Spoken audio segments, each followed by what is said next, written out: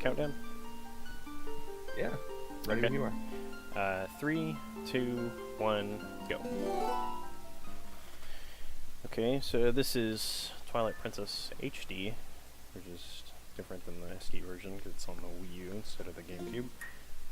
First thing I'm going to do here is change the camera to match the SD version.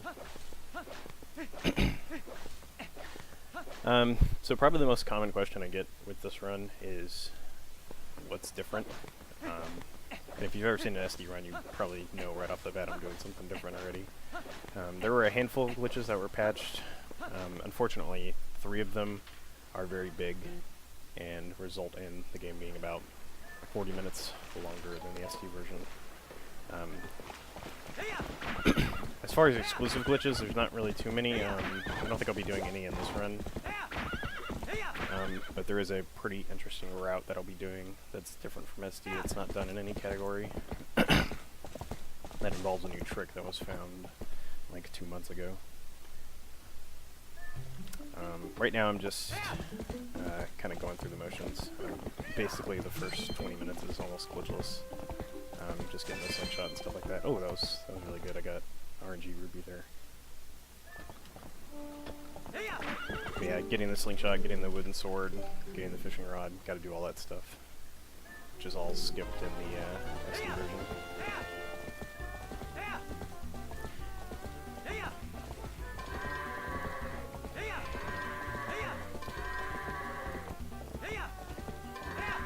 These goats are looking good. Except for that one.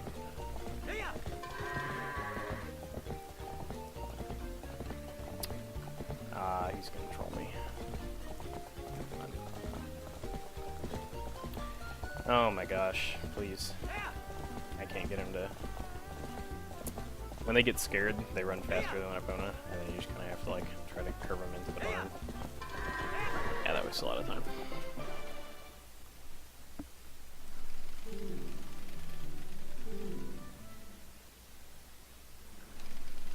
Yeah, rip the run. It's fucking over. I probably would have reset over that. Not that the run would have really been over, but I would have got really mad and just said fuck it.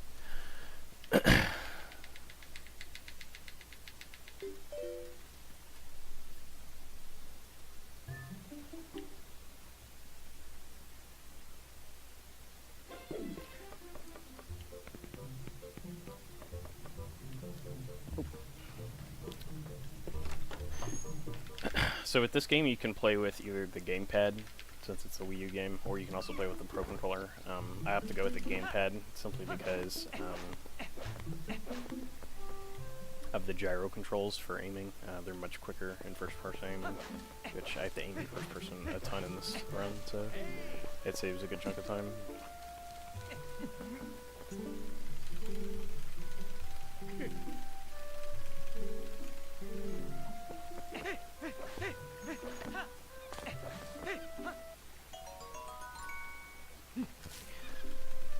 That rupee right there is actually new. It's not an original rupee. Dude, base rem.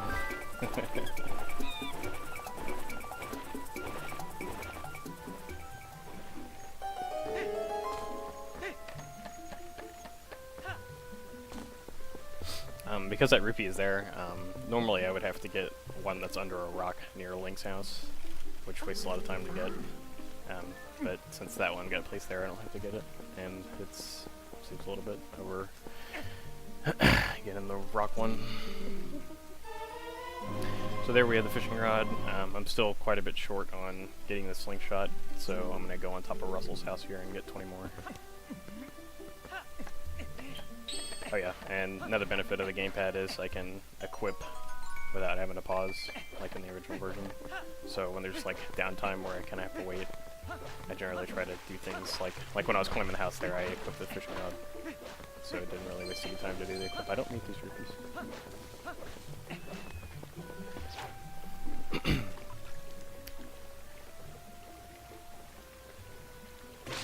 Oh, that was decent RNG. There's another thing they changed is in the SD version you have to fish for a single fish. to get the cat's attention, and then you have to fish again to get him to pick up the fish. But they cut out the first fishing in this one.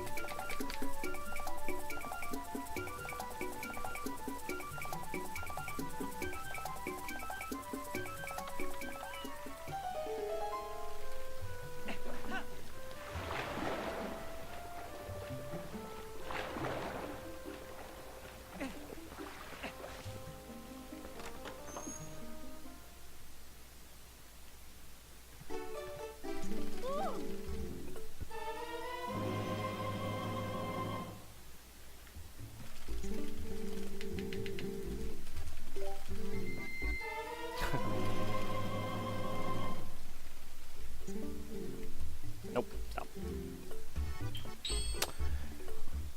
Okay, let's see here.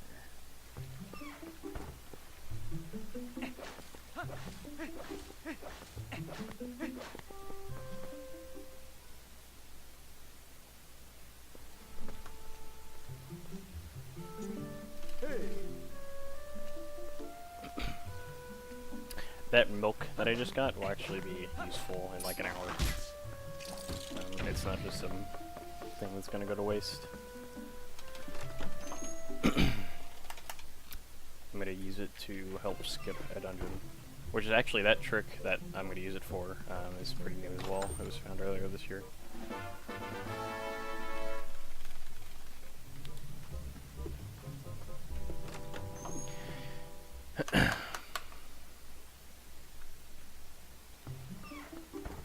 Okay, I have to go through the tutorial here with them.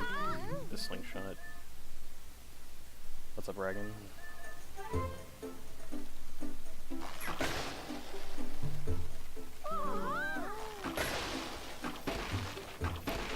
Here you can Hey, see. we got time for 2 donations. Yeah, go ahead. Hey, cool. We got $10 from Emerald Alley, who says, someone has to pay for that Scrooby Dooby stick it to the man run, and that someone is me. Thank you for your $10 and your runs. They're enjoyable. And we got an anonymous $20 donation. They say, I have made my decision, Kappa. It's made as in M-A-I-D. Donated to the cat girl outfit. Did one. Thank you for your donation.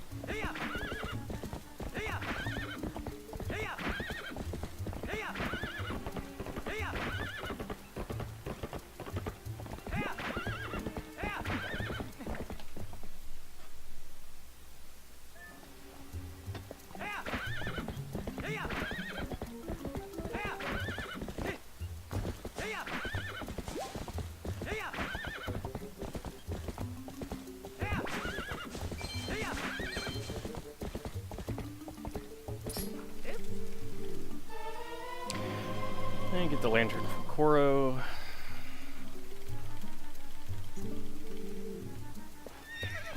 Okay. Tried to equip it there, but failed.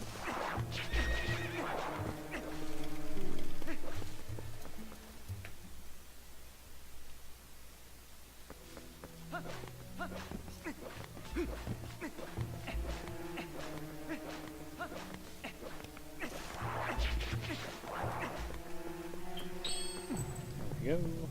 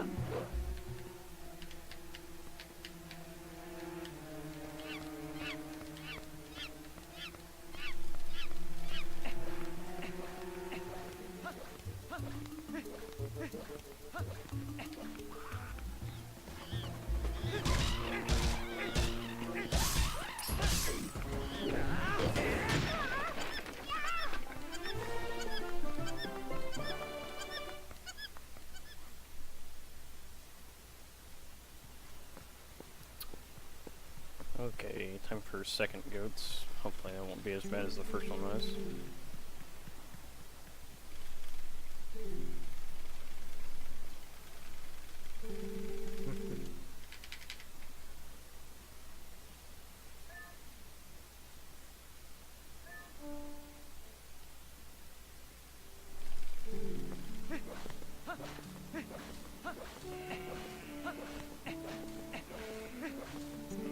I roll to opponent here instead of calling her because it takes less time. That fucking goat.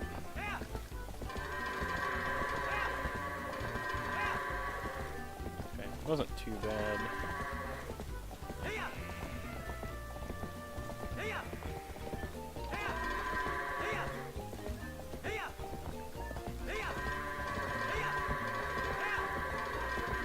Yeah, that wasn't too bad.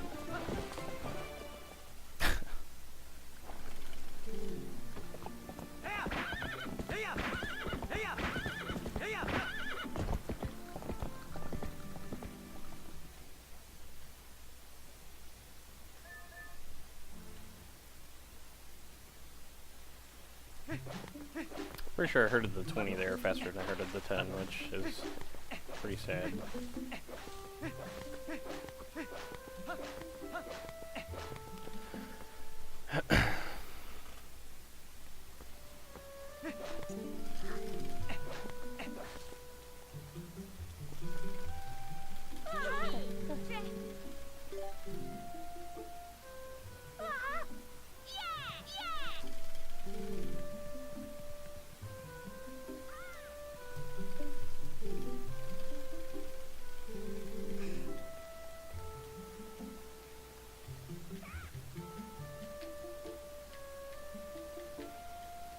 Fortunately, this game is pretty linear for the first hour and a half, and there's not really much you can do other than just follow the story. As far as route options go, it kind of opens up after linear Twilight. Just takes a while to get there.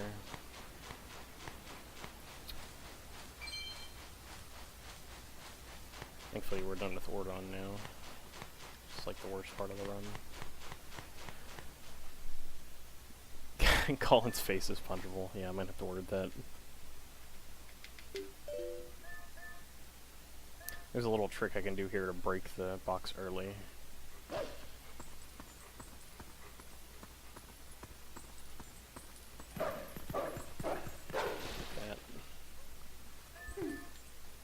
saves a handful of frames.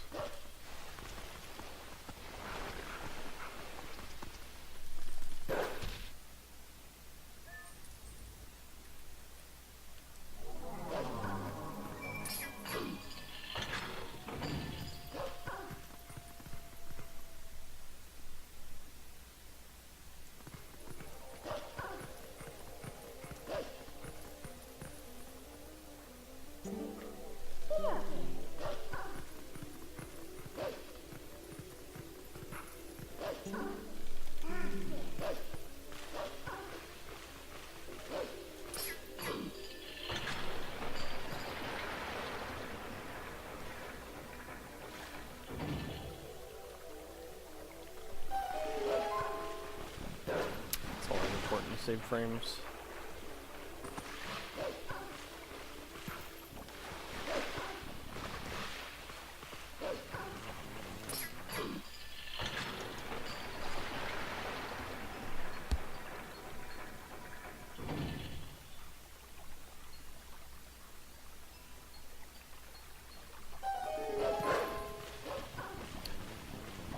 in certain areas where I'm wolf, I'll be doing kind of strange movement where I like dash and then I attack.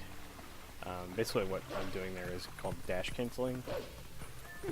And really it's just movement optimization. It's resetting my dash so that it's in an, so that my next dash occurs in an area that is optimal for movement.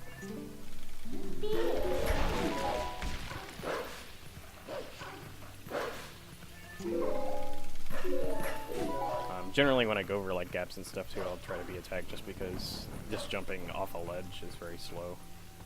And I try to be attacked so I hit the ground as soon as possible and get full dash speed again.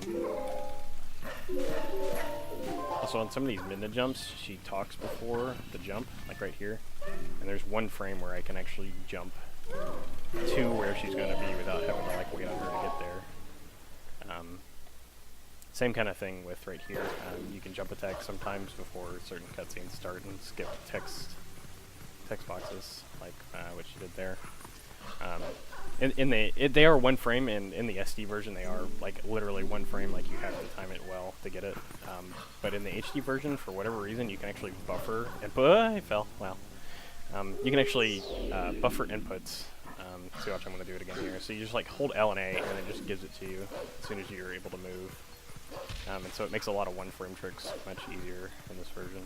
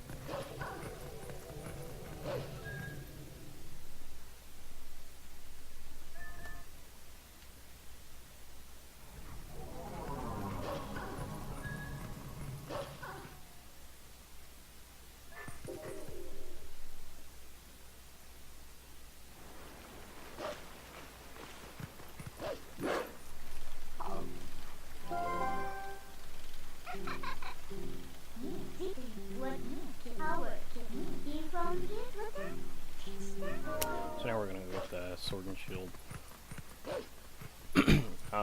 There's a trick you can do with that bubbling right there just passed, called sword and shield skip, and it lets you skip this whole section.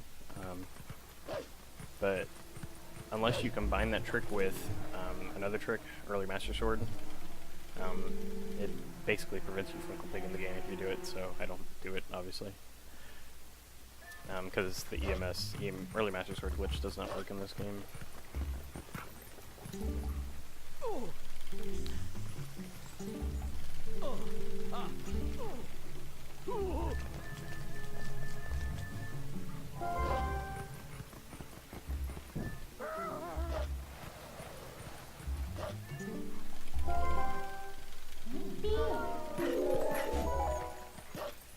Oh shoot, I jumped too far to the right. There we go.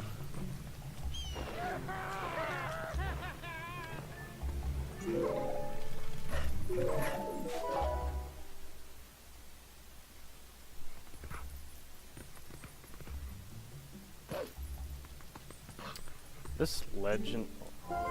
Great. Please. Thank you.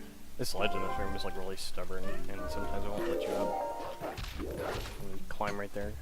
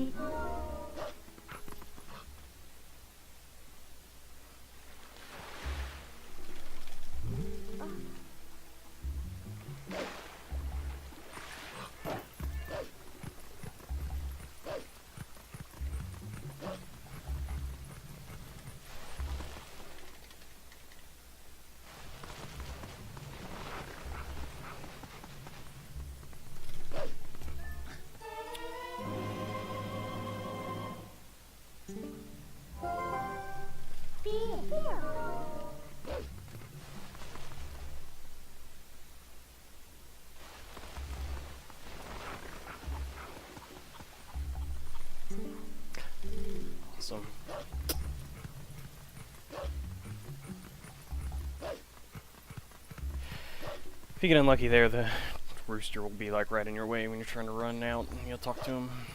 It sucks. It's been a while since that's happened.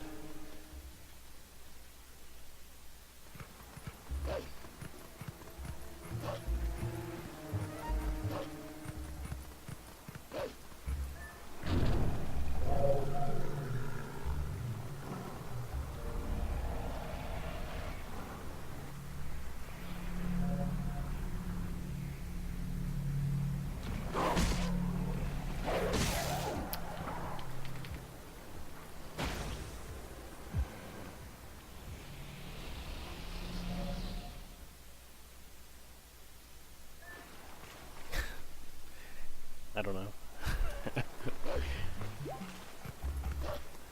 Let's get into the Twilight Princess lore here. Why didn't Russell put the rest of his floorboards on his house?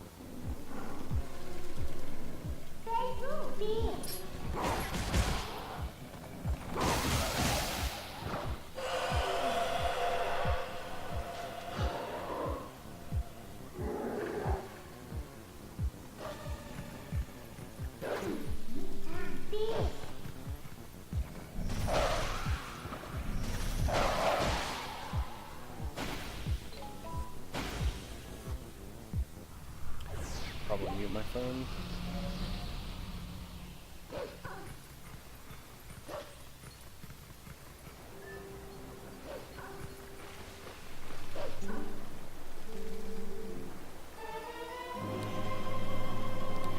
Okay, the Twilights. So there's 3 Twilights, and they changed them quite a bit in this version. So there's, in the original version there's 15 tiers, I believe, and in this version there's only 10. And in the original version you have to wait for the tiers to form and then come down before you can pick them up. Whereas in this version you can pick them up immediately. So both of those things speed up all 3 of the Twilights tremendously.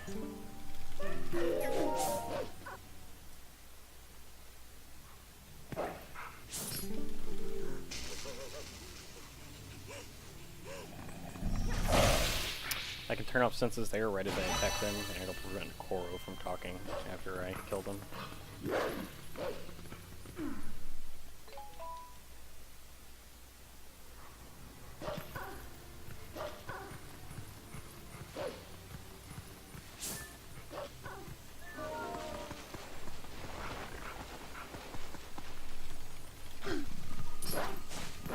This fucking bug.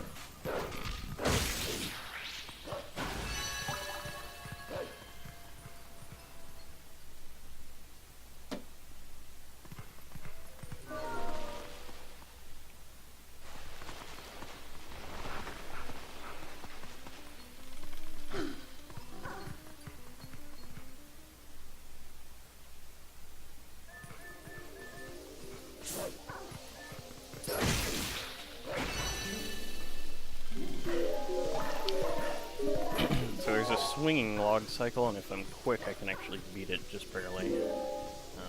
Try to do it.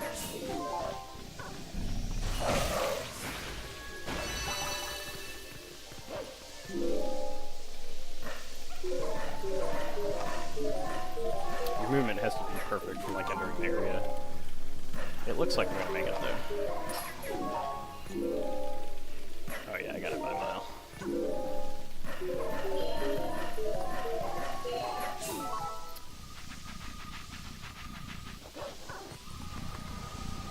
Dig 3 times to get these guys up. Hopefully they stay together. Yes. This Twilight's been actually surprisingly good. Outside of the one asshole bug.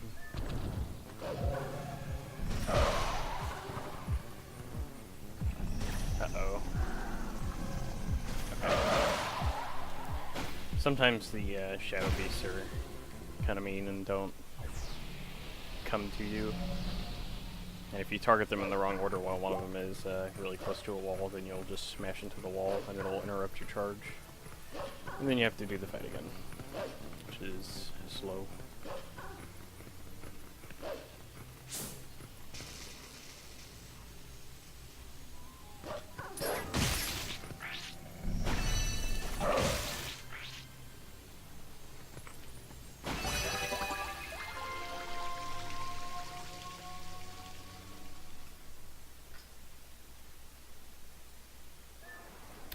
There's a cutscene here where Minda talks to you, but I can backflip out of it. Or he talks to me. Skipping it.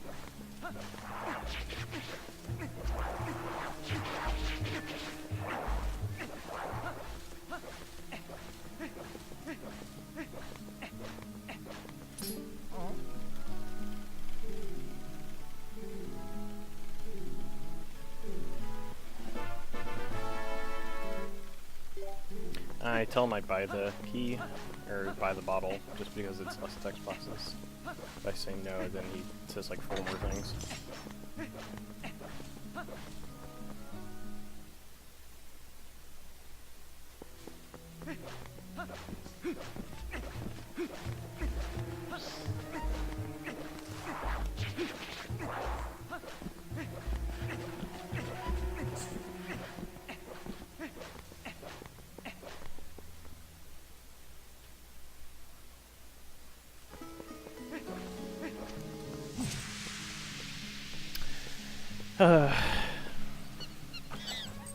Time for this part. This is basically like an auto-scroller section that I can't skip. If EMS was still in the game, I could skip it, but it's not, so... This is the only way I have to get to North Faron.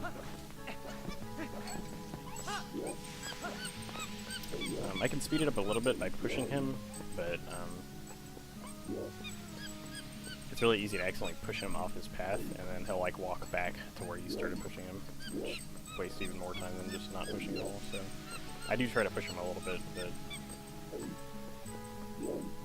not too much, because if I don't really know what his path is. He just kind of walks around oddly, so I just try to just nudge him just a tiny bit, just to save a little bit of time. But not too much that he'll end up walking all the way back in the event I do hit him off his path.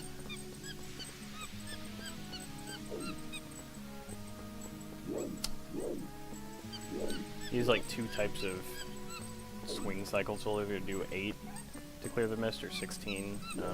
It depends on how fast the mist clears. And I guess it's just random. I've never been able to consistently get him to do 8 every time. Like sometimes the mist just doesn't clear very fast. It's pretty annoying. And I'll slingshot this guy before we get up to him, so that he doesn't get scared. I can actually skip his very last swing if I get him far enough up this hill, but I got bad RNG and I'm not going to skip it. Yep. Well, it wasn't terrible, just like average. And then for some reason this lantern is like oddly hard to pick up. See, god damn it. Fucking lantern.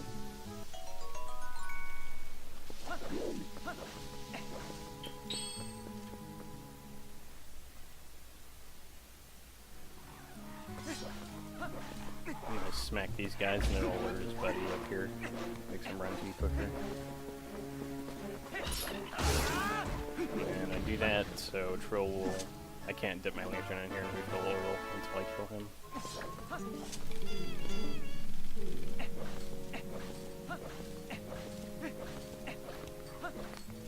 Then I get ending blow here, which I need to actually kill Ganon at the very end.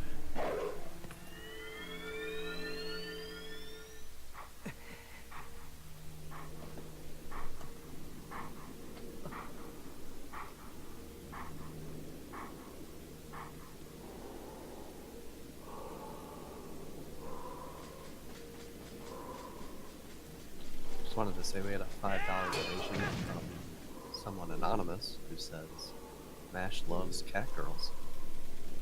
Thanks for your $5 donation.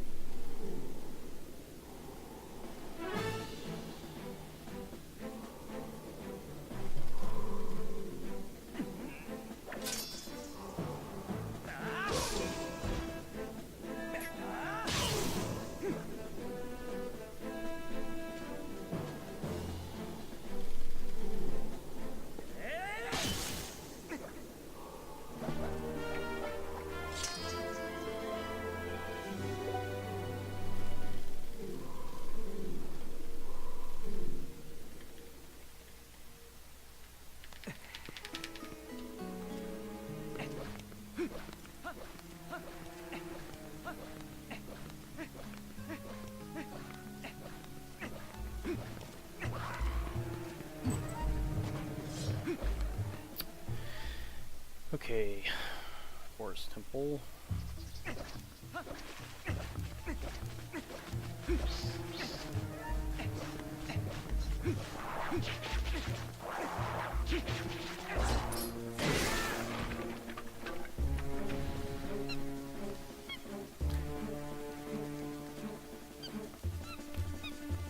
Nothing too crazy happening until I get to around the middle here. If you're familiar with the SD speedrun, you can do something here called early monkeys, or like boss flag. I actually can't do it in this version because it requires the use of back in time equip, which does not work in this game.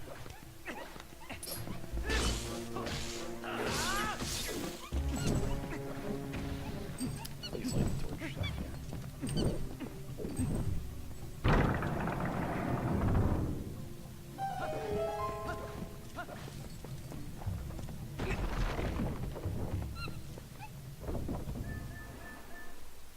One frame backflip here. Save a little bit of time.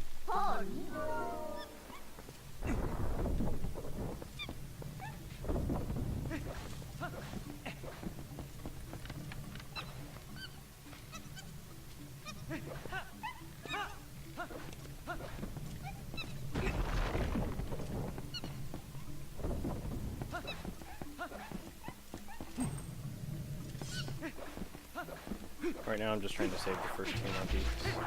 Normally you need 4 monkeys to get to the Gale Boomerang, but I'm going to do a trick that'll let me get to it with only 2.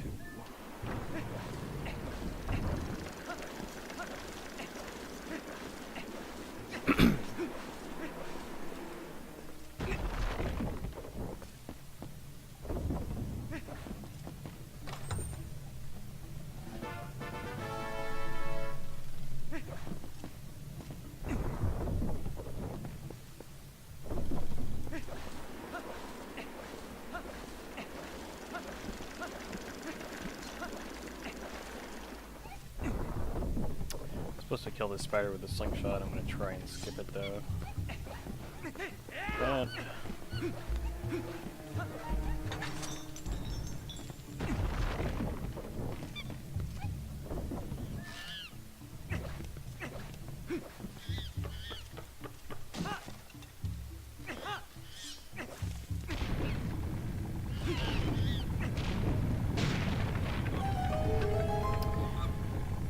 so I need 10 rupees for later to take Fear's Cannon. Both of these Bugabins can drop a 5. So if they do, I'll have the 10. And unfortunately neither of them did. It's okay, I'll have like 2 more opportunities to get rupees before I have to take the cannon.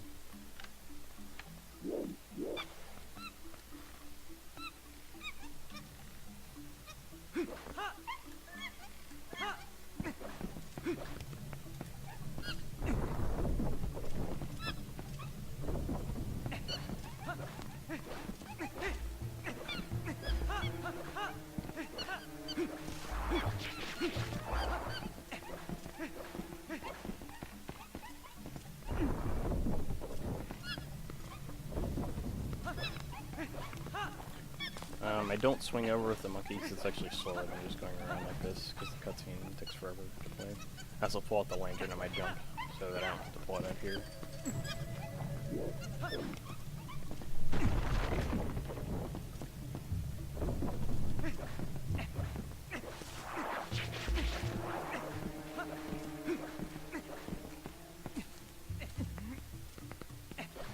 Okay, so this is normally when I would get the third and fourth monkey, but I'm going to do a clip into the bridge here. If you call Midna while the wind is open, or while the wind is blowing, it forces the bridges to turn. I'm not sure why. I can clip into it here, call her again before the wind stops, and then pull out my sword, turn, and jump to the bridge. And that lets us to go through this area backwards. There's still one more I have to do.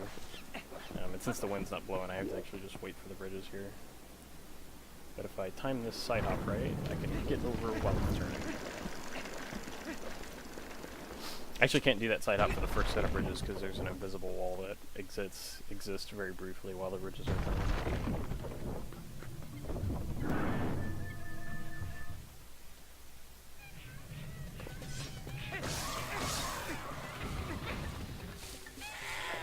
Okay, so a perfect fight here is 4 hops. That was 2 in the first phase, which is good so far.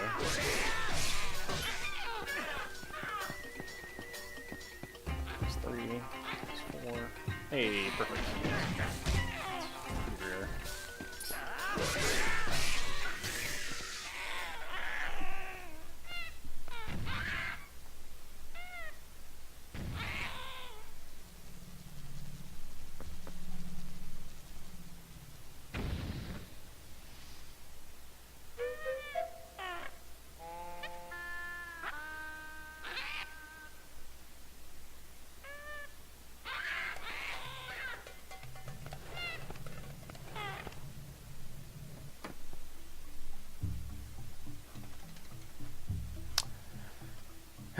Okay, so I'm going to save warps now.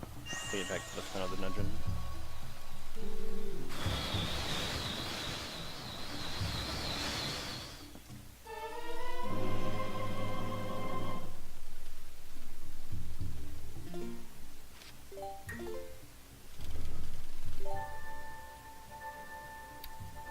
Fortunately, there's no soft reset, so I just have to say no here. I'm actually, before the run, I tied an amiibo to quest log 1.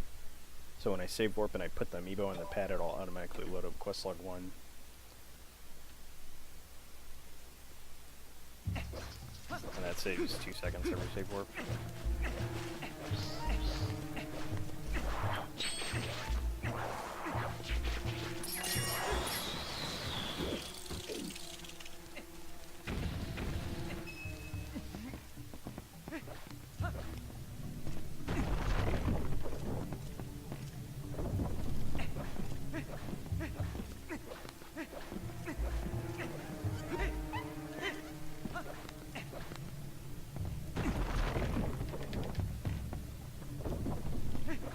Do a little shortcut here to get to the boss key.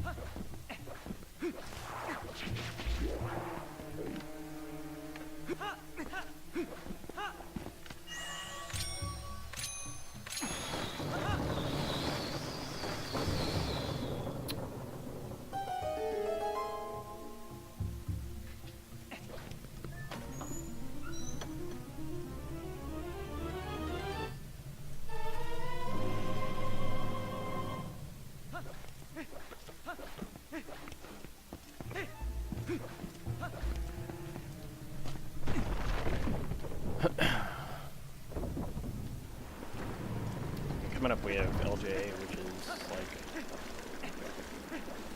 probably the most broken trick in the game. I use it everywhere. Basically it works by target the gale, and if what you're targeting is over higher ground than where Link is standing, for whatever reason, you just jump straight to it. So I'm going to use that to skip the rest of the monkeys, which you need. Normally you need them here to chain across to Diababa. Oops, okay. Let's not do that. We get over here, we can climb this. get high enough, and then do it again. And go over plus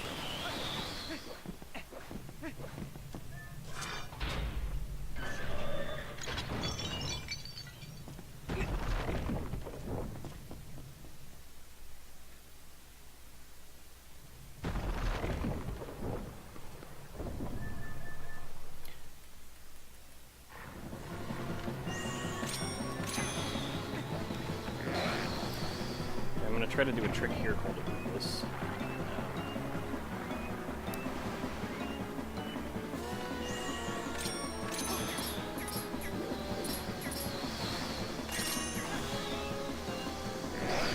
Basically the point of the trick is, in the second part of the fight, you have to wait like 30 seconds or something like that for Ook to bring you a bomb.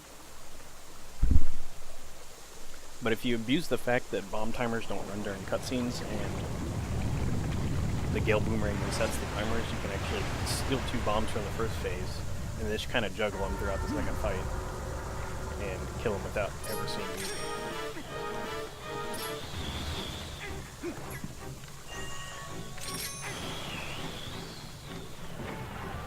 So that takes him down, and I'm going to throw it again to reset the timer, attack it, and then as it comes back I'm going to hit him again with the second one. Actually I threw it too high. Please don't explode.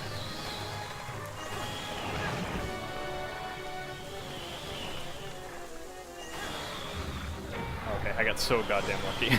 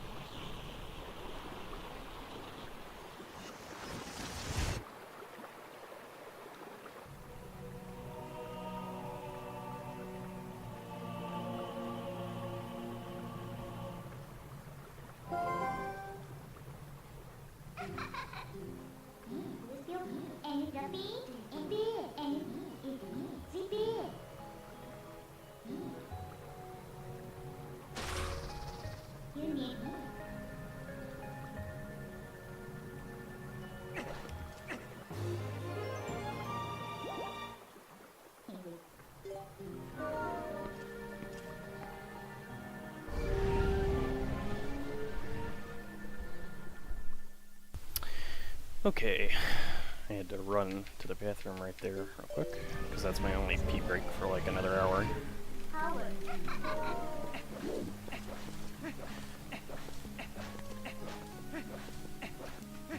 It's one of the great and shitty things about this game is you can skip all the cutscenes, or most of the cutscenes, so it's almost like 4 hours of straight gameplay. But the downside is that if you ever have to use the bathroom, there's almost never a time to actually go.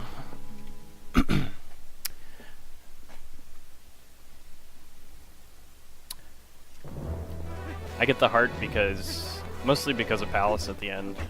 You can take a lot of damage there really easily, so I like to have as much health as possible. I think I'll end up getting 6 hearts by Palace. And sometimes, near the end of the dungeon, I will have, like, only half a heart left or something.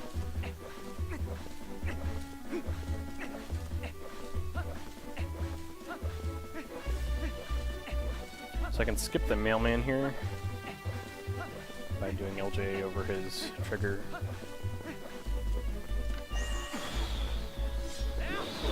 Okay. Actually, I have to skip him one more time later.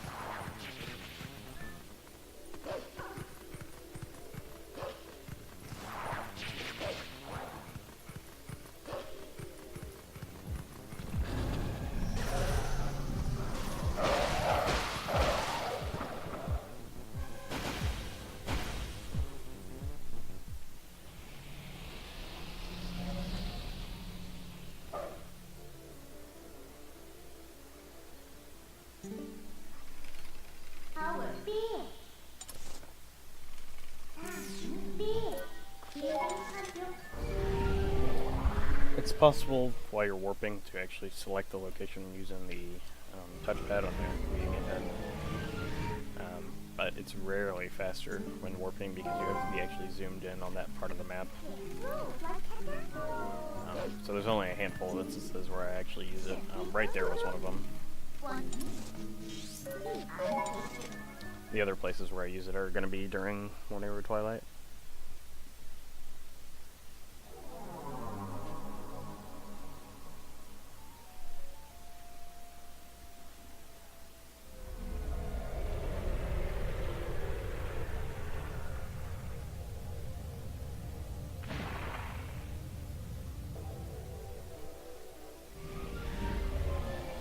I can buffer a jump attack here.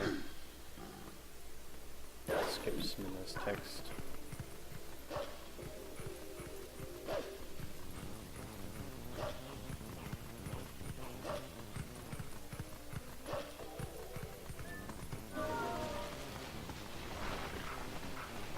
Fortunately, you can't buffer them digging out of the hole there, but there is one frame where you can dash off before Midna lands on your back, and it saves like a quarter of a second or something like that.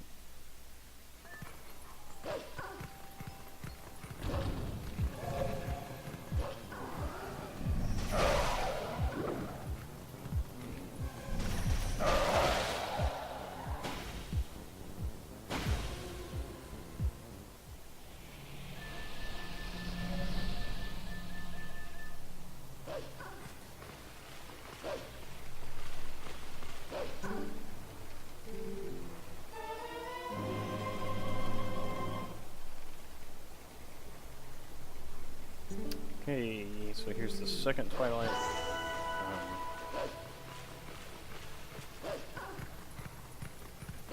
There's a trick you can do in ST to clip into the well. That lets you, oops, just skip this whole section where you move back the statue. And it should work in this game as well, but you have to be human to do it. And since EMS is patched, I can't turn into human, so I have to do this long, annoying section where you see the kids and then light the torches.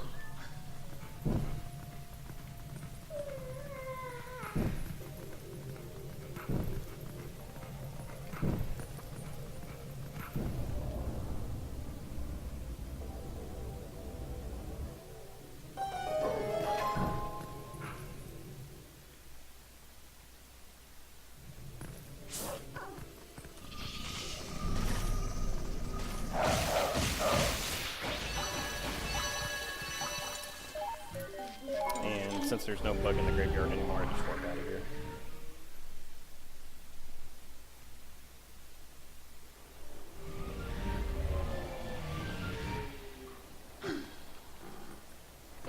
There's also no bug in Malamard anymore, so I don't have to go over there.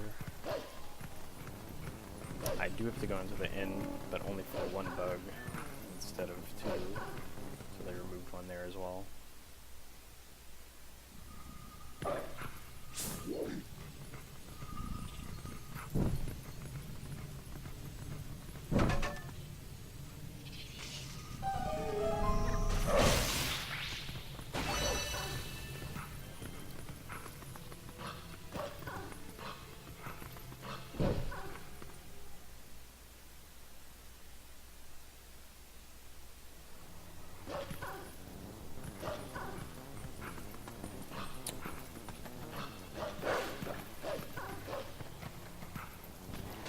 So I still need 10 rupees. There's potential for me to get some in here.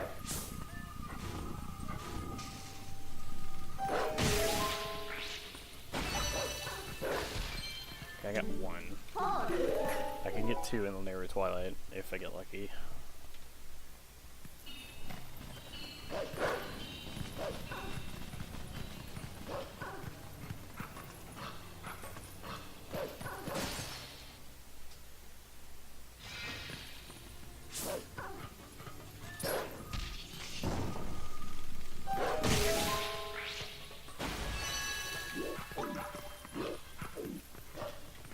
Okay, it's actually possible to skip this whole section here where you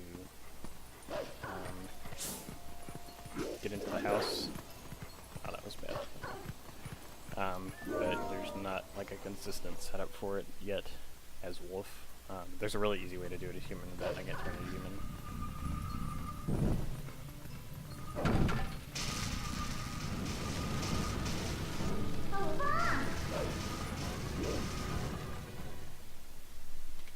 So unfortunately I have to go in and burn the house and watch this cutscene.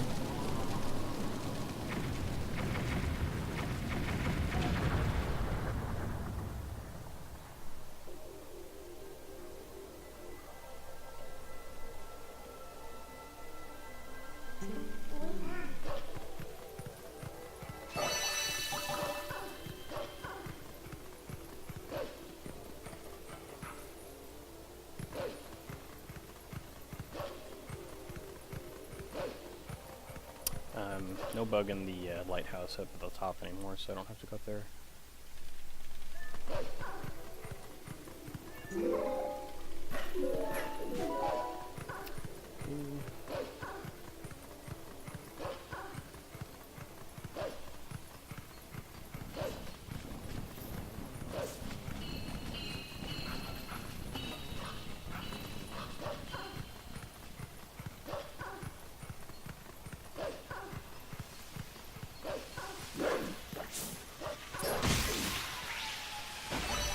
Please.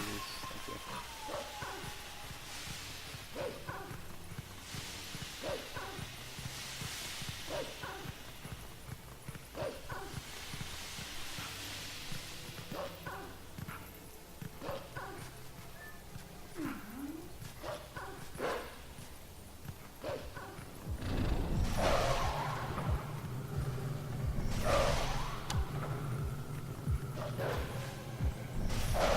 My movement was good. I could have made the early steam cycle here, but I screwed up on entering the area, so probably won't get it.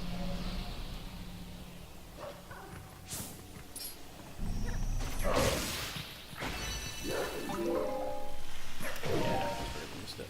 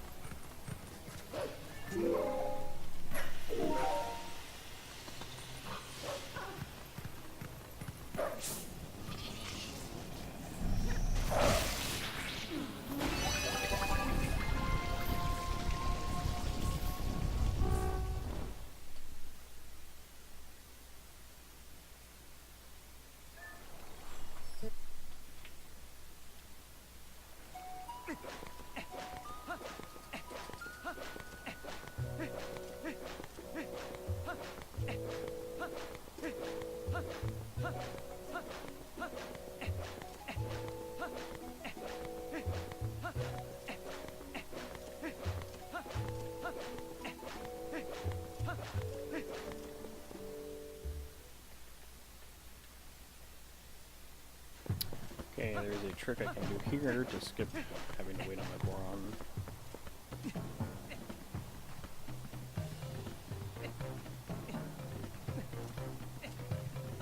You have to get hit by the Goron to trigger the sequence to tame a Pheenoh.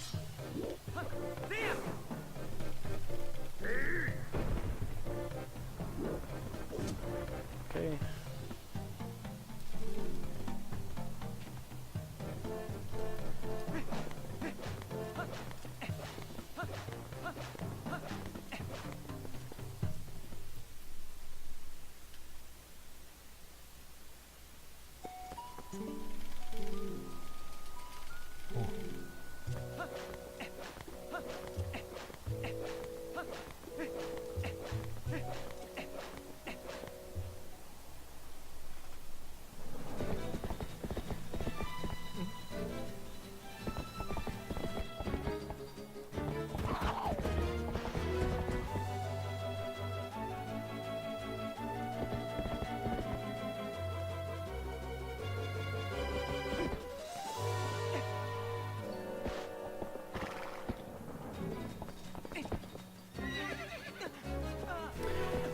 Yes, if you re-grab the vines on accident,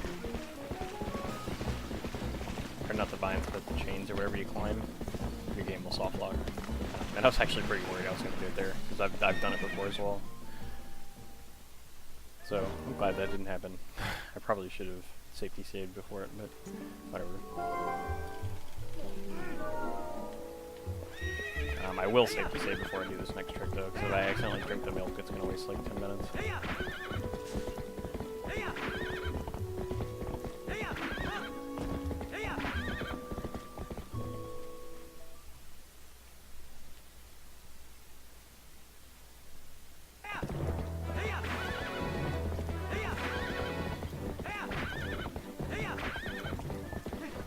Okay, I'm gonna go over here and LJA. Basically what that does is removes the man trigger. So I don't have to hit him yet.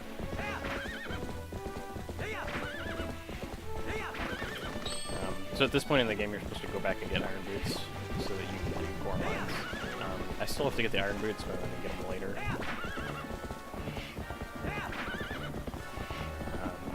Instead, right now, I'm going to actually skip core mines completely. This is flutter. And then go straight into Winter with Twilight. Using my milk. Oops. Well, I wasn't expecting to ride straight off there. That's fine. So I'll get the car rocks away from me. I do have to ride off like that, but I'm supposed to drink the milk when I do it.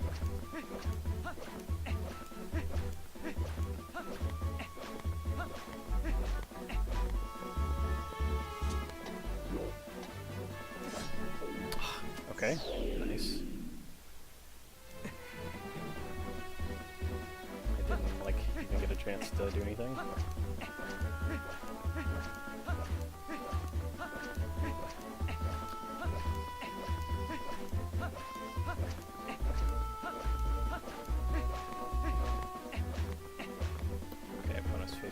Position. I'm going to actually back up this time.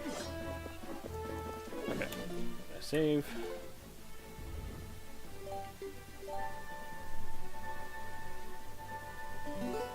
And right off and drink the milk. And that lets me skip the death barrier, and now I'm on the floor, map floor, whatever. And now I'm going to ride over to the lower zone, which is normally blocked by rocks.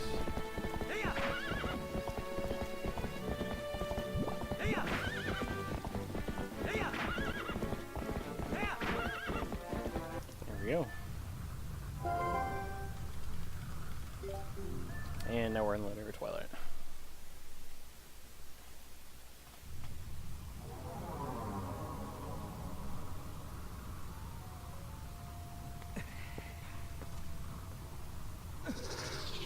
There's a Keese I can jump attack here, get an LJA, and that lets me skip in this text.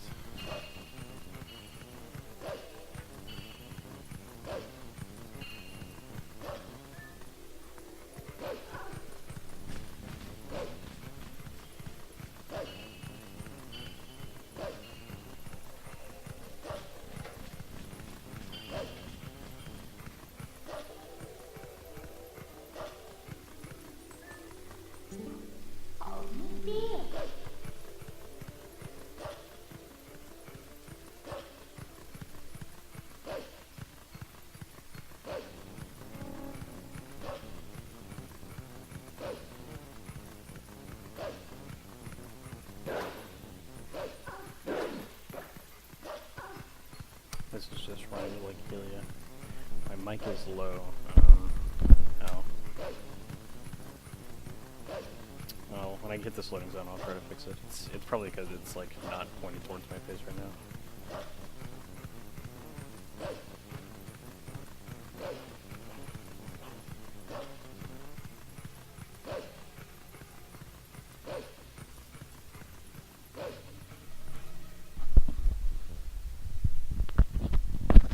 Ugh, that might be a little bit better.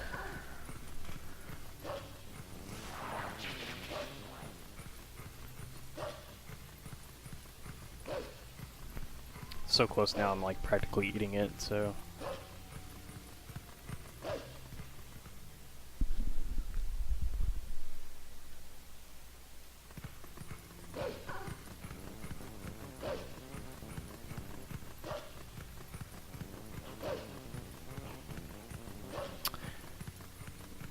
Yeah, this mic is unidirectional, so if it's like not pointing directly at my mouth, then you just don't hear me at all.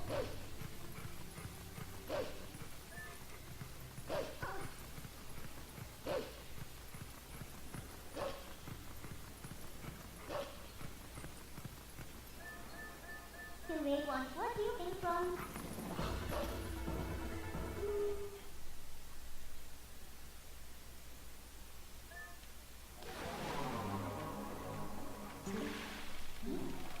Power.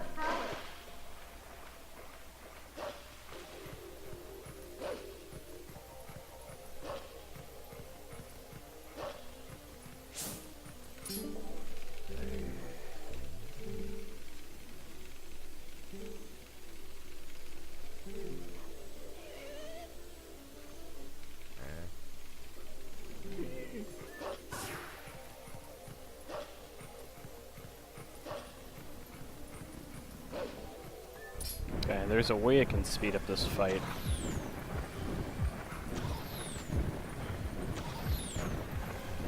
Basically, it's supposed to go 2 rounds where you attack him and then he flies off and then he comes back. But I can get him on the first round if I jump attack and make the bird turn towards me while he's trying to grab me.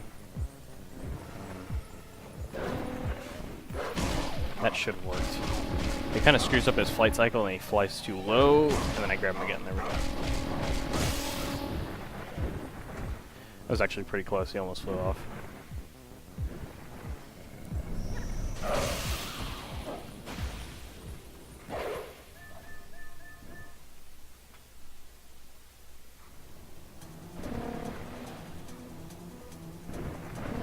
Time for the trumpet bird.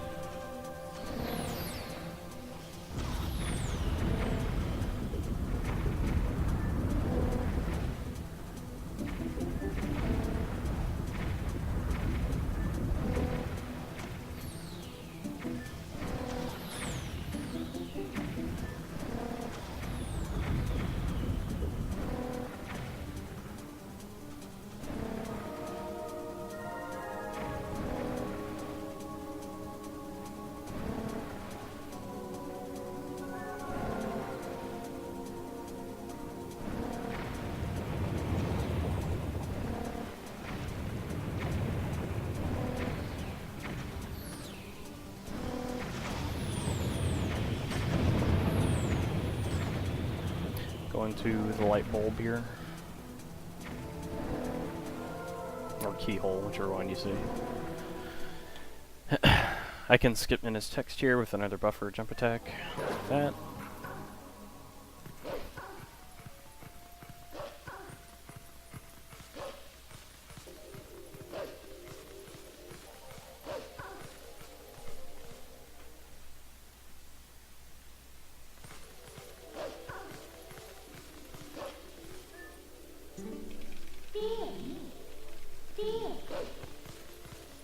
And for some reason, this minna jump has text before the jump, but you can't get like a first frame minna jump off of it.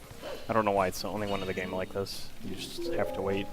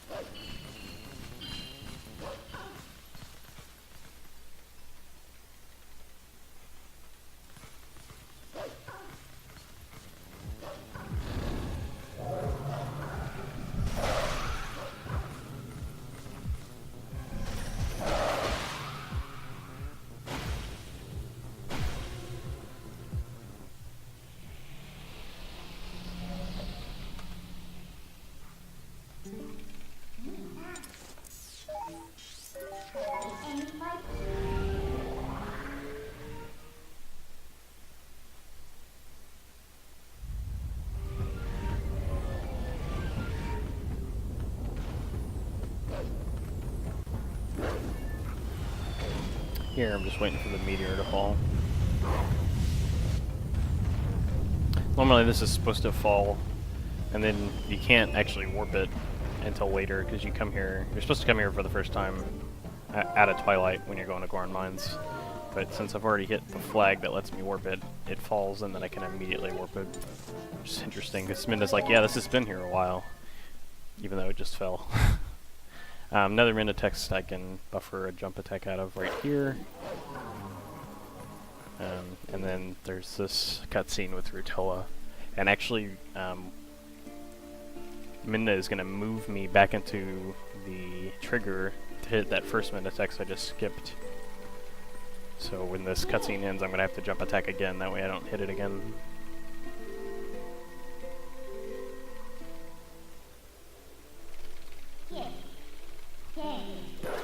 That saves a small amount of time.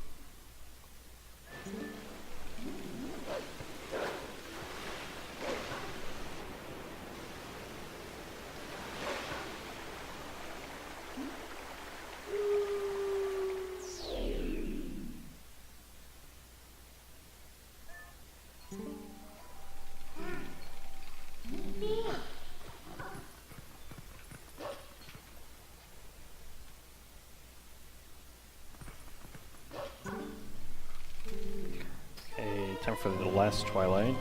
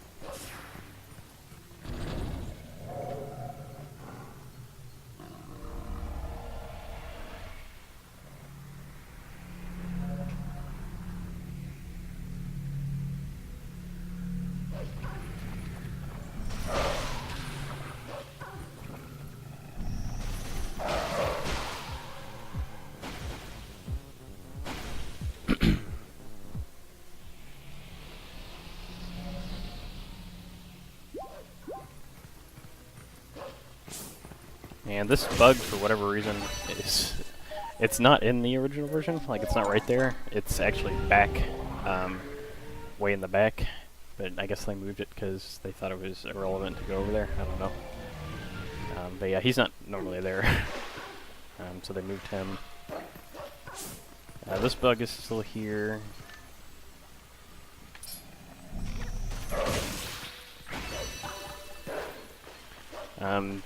They removed the bug that's like in the upper right area, in this area. And they also removed one of the lily pad bugs. So I just swim, okay, interesting. I just swim straight down. And I got really unlucky with this position. Get over here. Okay. So I just swim straight down and get him there, and then come over and get this one.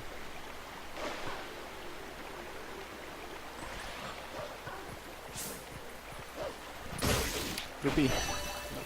Oh well. Hopefully I'll get 2 rupees in the next area. Because right after this Twilight I have to take Fierce Cannon.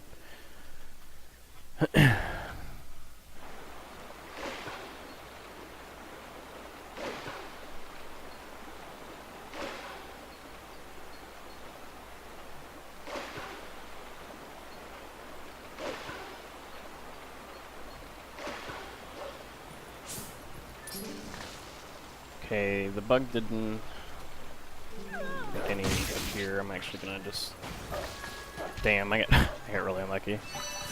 Okay. There's actually one other area that I can get a single rupee out of, but it's not worth it if I have to get 2, really, so I'm just gonna have to eat the time waste and get... There's 20 rupees on top of Fierce Cannon. It just takes a while to throw the boomerang up there to get them. It's more effective to RNG the 10 before I get there, but RNG was not in my favor for this run, so...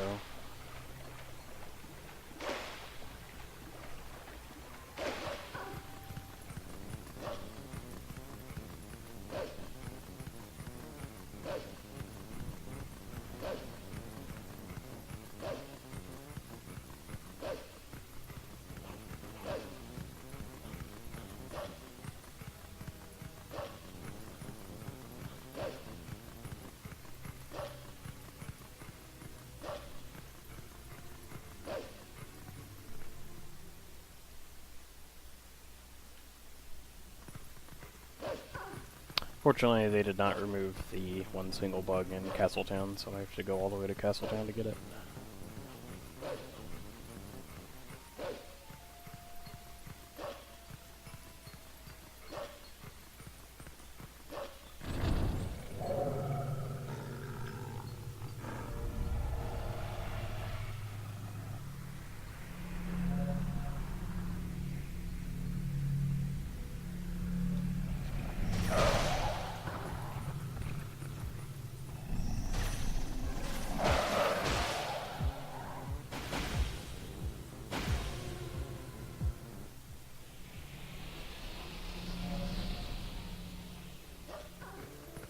So I talked about dash canceling earlier. I'm actually going to do non-stop dash cancels here because Wolf Link's movement is really slow in Castletown. It's so slow that it's faster to do this like wonky movement than it is to just dash and then walk forward.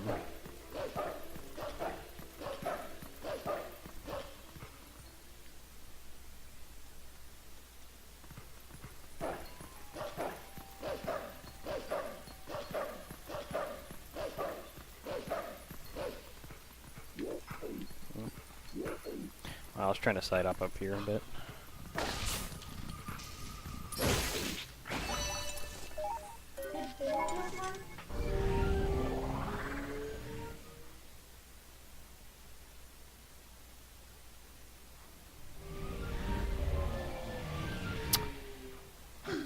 There used to be a bug behind Fear's house here, but it's no longer here. So I'm going to howl here.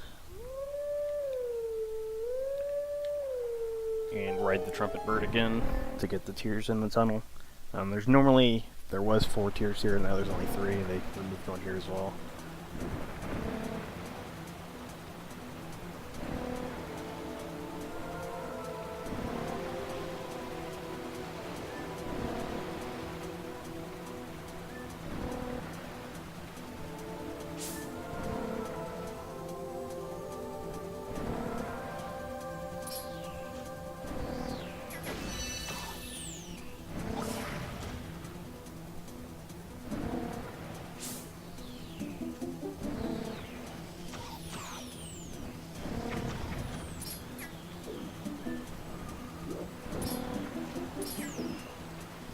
Fuck.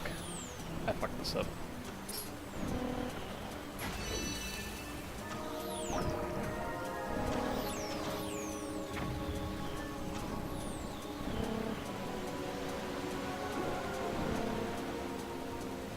Well, if I could get this asshole.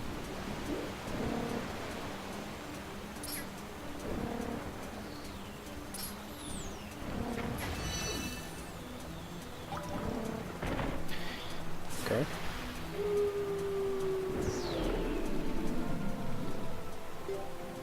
That was probably the worst that's ever gone. I've never actually gone that far up the tunnel before. Great. Really excellent.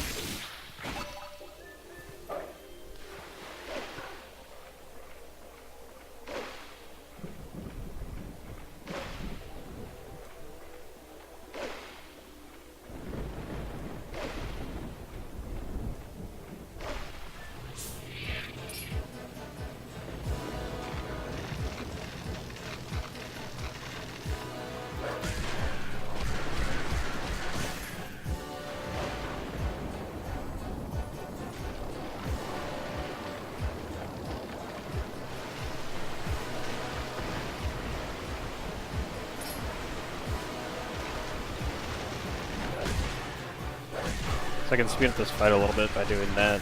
If I hit him from the right angle, he'll actually stop while he's trying to attack me.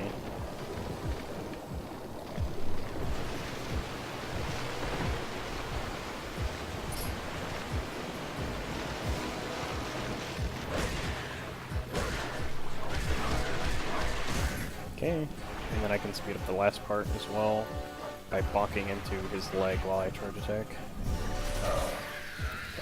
Actually, that was a perfect bug fight. That's like the first time that's happened since I started practicing this game again. Usually I either miss one of the two quicks or I miss that last one. Yep.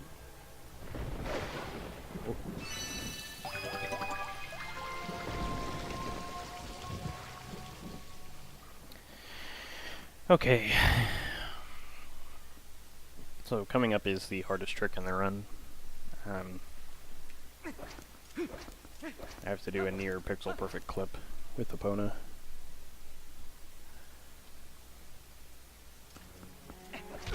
Oops. Okay.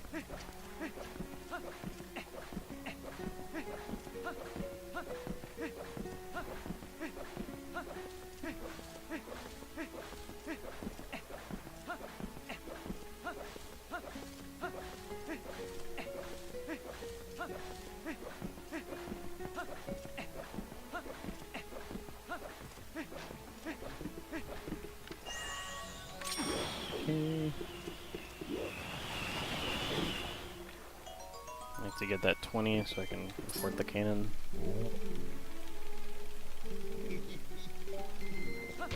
Nice.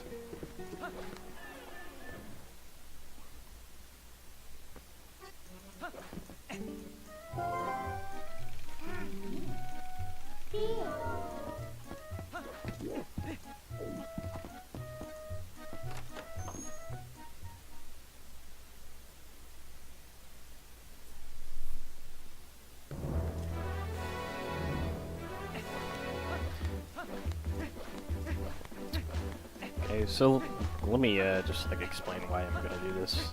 So I'm in a position where I need to get the Zor armor to get into light bed, and to get the Zor armor I have to do the quest where you do the wagon escort, and involved in that is beating the second King Boblin fight. And even though I didn't do the first one, it's still very much the second King Boblin fight. Like, he has the shields and everything. And normally you're supposed to shoot him with arrows, but since I did not do Born Mines, I don't have the bow. So the only other way to beat him without the Master Sword is using bombs. And unfortunately, the 3 bomb bags in the game are obtained by either 1, beating Born Mines, which I didn't do, or by 2, already having a bomb bag, which I need a bomb bag to get that bomb bag, or 3, playing Izo's minigame. So what I'm going to do is clip out of bounds in this area so that I can get to Zor's domain early. Normally you're not supposed to be able to get back to Zor's domain at this point. You're only supposed to be able to get back there after you get water bombs. But clipping out of bounds here will let me go to a shortcut that'll let me get back to Zor's domain, and then I can go place Iza's game. Which actually, I can't beat her game normally, because I don't have the bow to do that either. But I have a workaround for it, that'll work. Okay, so here's the trick. It's a tough one, so hopefully it goes well.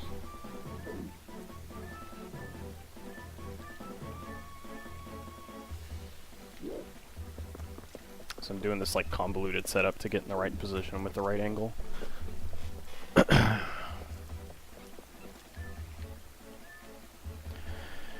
Okay.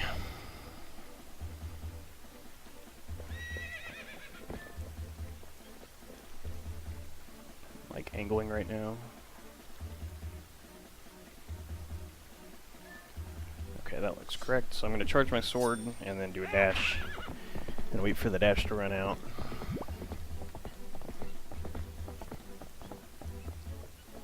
And I'm going to back up 16 times.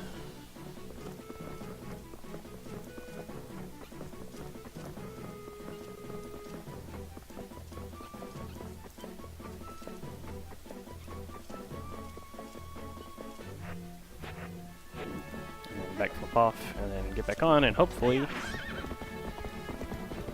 Yes, first try, awesome. I'll clip out of bounds. That trick is very, very dumb, so I'm happy I got it first try. And so the Zor's domain shortcut is back, I already passed it. I actually don't have enough height to reach it yet. I'm gonna do some finagling out of bounds to give me more height.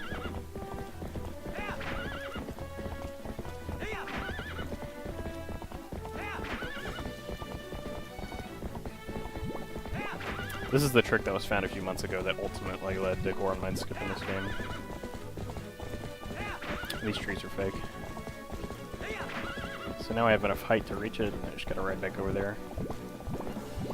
Actually, I have to be careful not to touch the loading zone for it. I have to flip back in before I reach it, because touching the loading zone while out of bounds will make the game crash.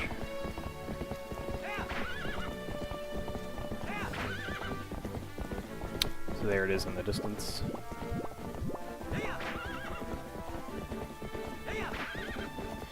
It's actually okay if I miss it as long as I don't crash the game, because I'll end up touching a save point behind the rocks, which I can just save warp at that point.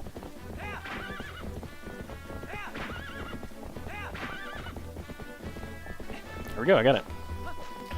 Awesome.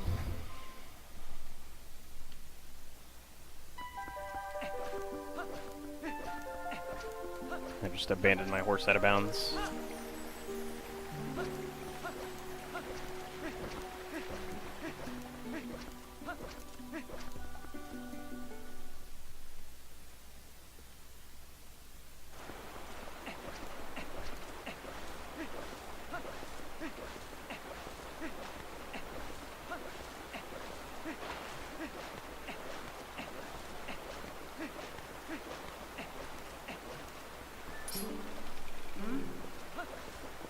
So to play Isa's game, I have to do this fight.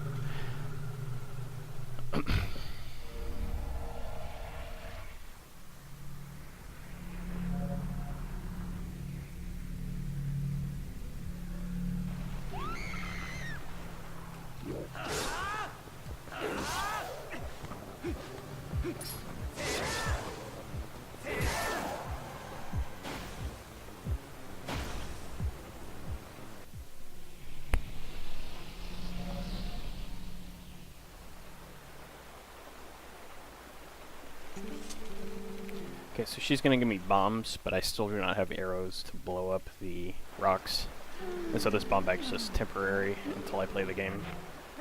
So what I'm gonna do is come over here, equip the bombs, and I'm gonna do some clever boomerang targets, and I'll let me skip having to use the bow.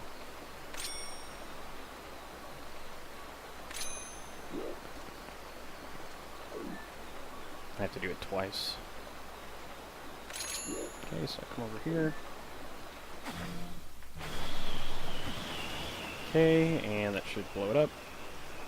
Ah, unfortunately it did not.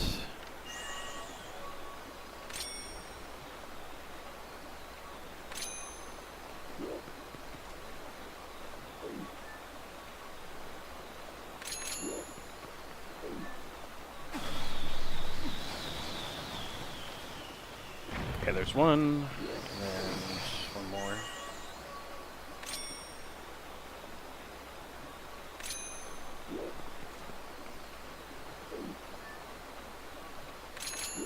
Okay.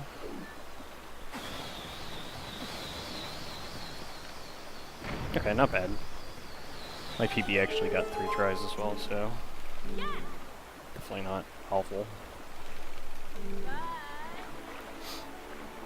And whenever you actually get into the game gives you infinite bomb arrows just for the minigame, so actually I'm using a bow I do not have, which is a good thing because I actually have to blow up more rocks, and if it did not give me these, I would not be able to finish the game. If you're familiar with the SD speedruns, you probably know that you can steal the bomb bag using a coup. Unfortunately, the only Aku accessible to me is the Force Temple one, and beating the dungeon makes the Aku go away. And there's no way to skip beating Force Temple as of yet. So I can't use that Aku. There is one other way to do it, which is you enter the Isa's game as Wolf. That actually requires that you kill the Shadow Beast as Wolf, which would need Master Sword, which I don't have. The old route before Goron Mines was skipped actually did steal the bomb bag that way.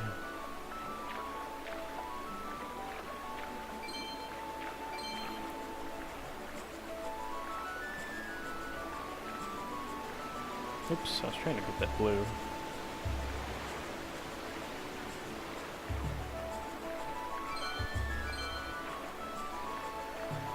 I do want to get as many rupees here as I can. simply because it's just less for me to get later on. I need 300 to fix the cannon for sitting this guy.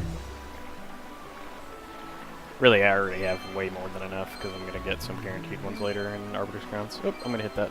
Well, actually wasn't super bad.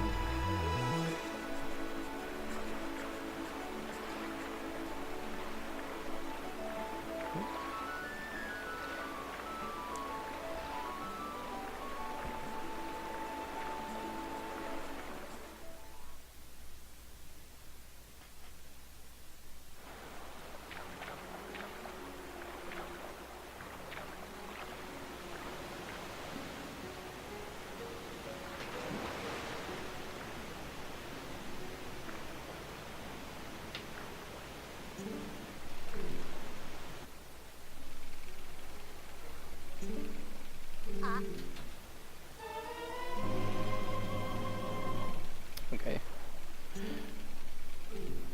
I need to get back to Fierce Cannon, and it actually takes so long to roll back over there to the spring. I'm gonna...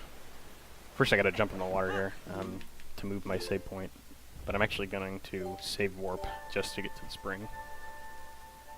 I think it saves like 2 seconds or something. And again, using the amiibo here to load the file quicker.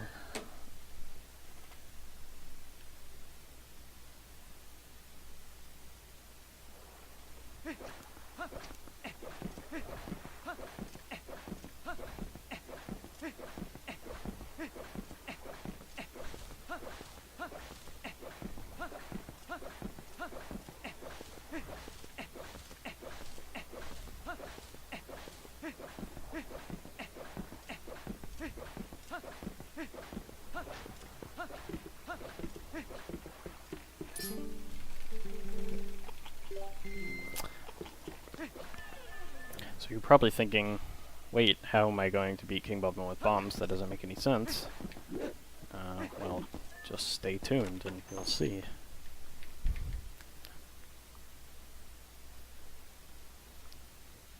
You're in for a magical ride.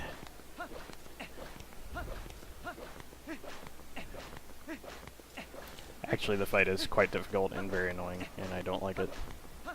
In fact, I would rather do the really shitty opponent clip twice than have to do this fight.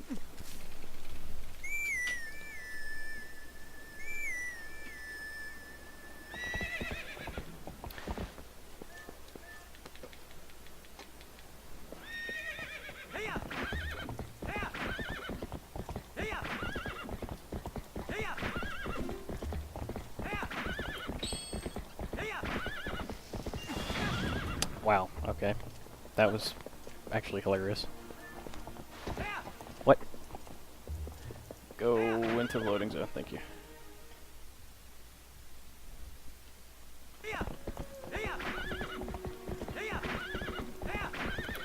Do an opponent slide here.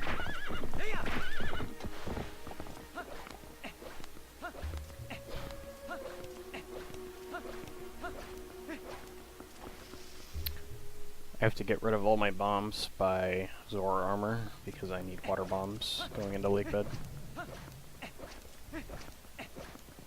And you can only hold one type of bomb in your bomb bag.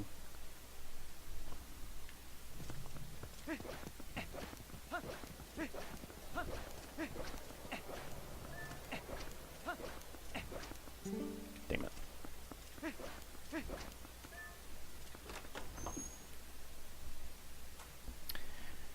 Okay, time for the King Bubba 2 fight.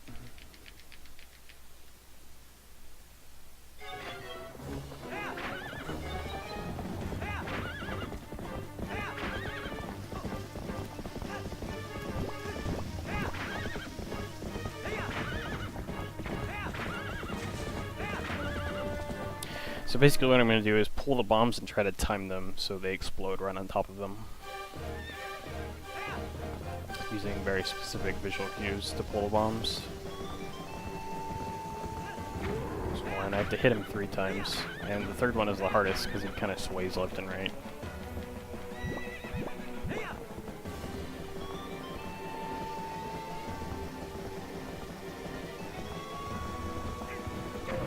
2.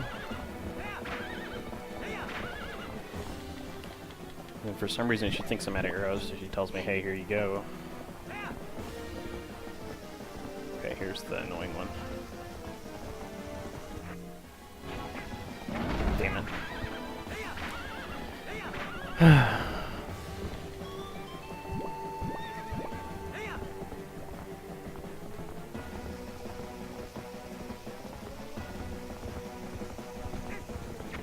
Okay, 4, not bad.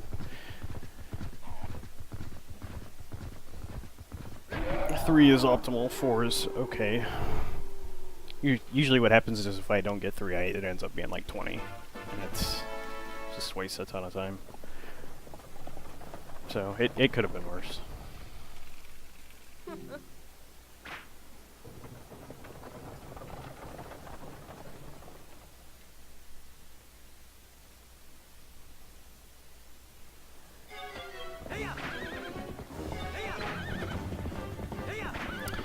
And since I have to wait on the wagon here, I'm gonna blow up this rock and get some free rupees.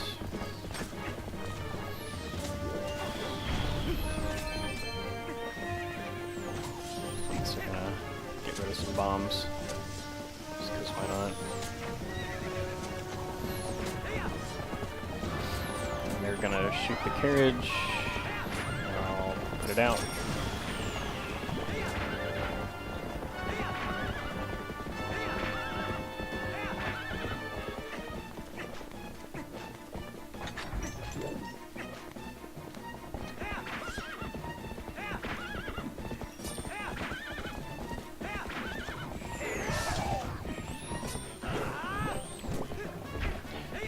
At this point, it doesn't really matter if the carriage catches on fire. I mostly just have to make sure that cargo rock that just passed by, I gotta shoot him with a bomb, because there's some midna text that appears. And blocks you from going if that cargo rock bombs the carriage, but since I just took care of him, now I can just run ahead and finish it.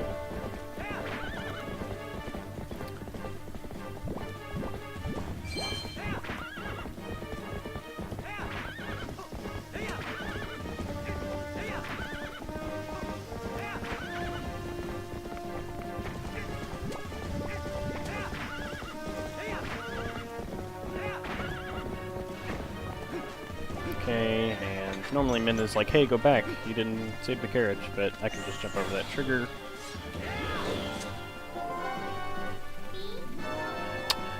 Of course, that requires me not be bad, which is not happening right now.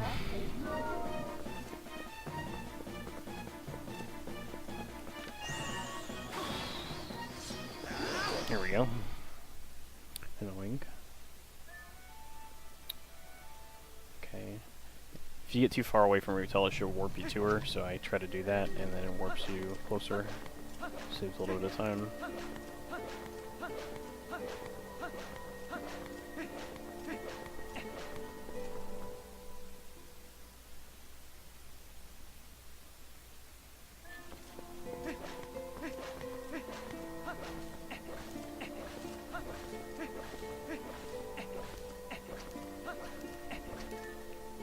Same principle here. I'm going to crawl about halfway in.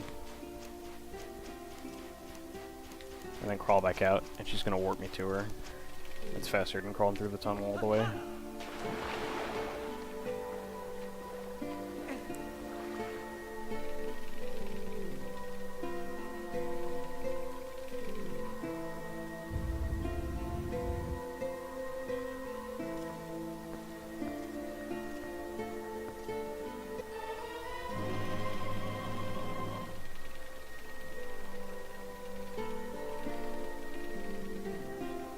Then I can side up here and skip the dive animation.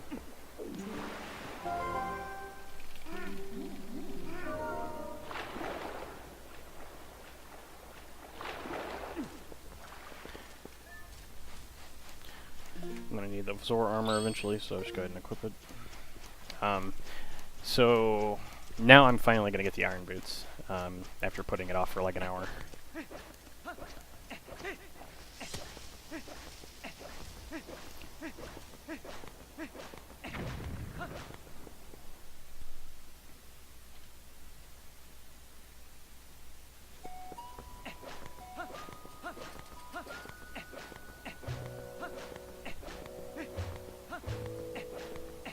My opponent's right here waiting for me. I still have 4 more bombs to get rid of. I'll just go ahead and chuck them now.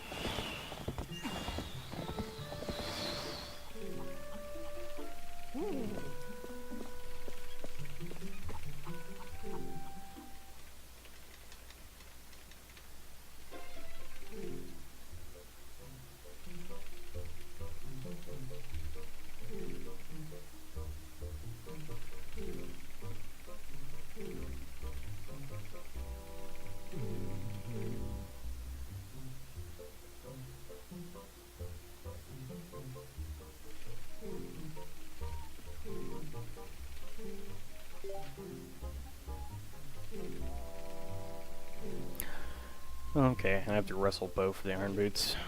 Wrestling's like just rock, paper, scissors. So, knowing that he does one move more than the other, I throw the counter move and I just spam it.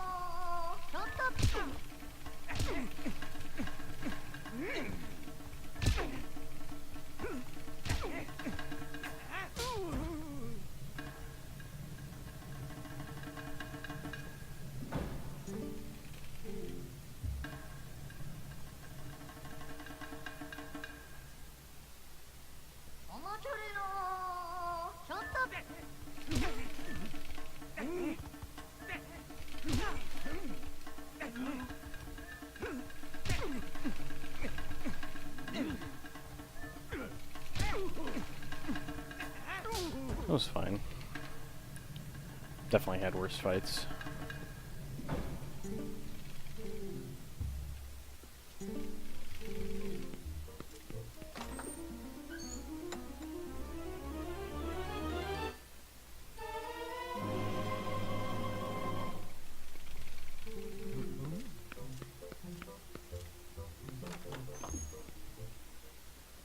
Okay, now I'm going to ride back to Lake Helia. And we're ready to do Lake Bed Temple.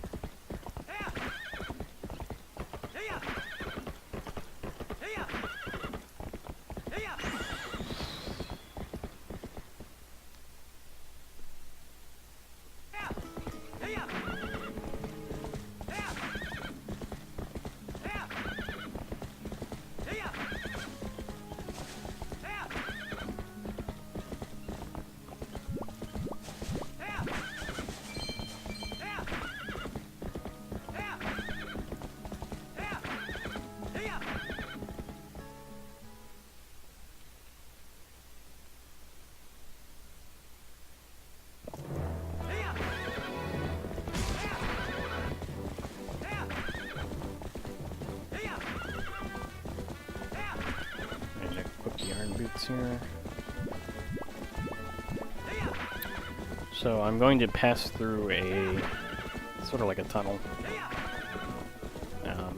There is a choo-choo that will fall from the ceiling, and there's it's like a 10% chance that it'll actually be a rare choo-choo. And if it is, I can kill it and scoop it up in the bottle, and then use Soup Glitch, which basically lets me infinitely reuse it. And it saves 40 seconds. Unfortunately, I did not get it, because that would have been it right there, the one I just killed. But if it was, it would have saved 40 seconds from here to the end.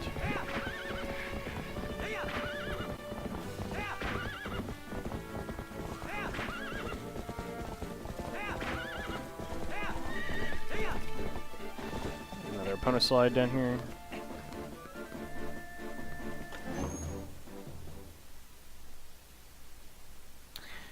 And I need to get down to the bottom of the lake, and the fastest way to do that is either play Falby's game or do this clip right here, which I'm going to do.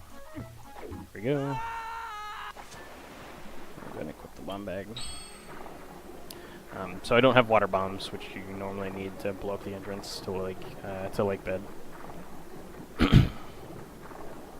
So I'm going to do a trick called Pillar Clip to get out of bounds and enter the lake bed loading zone.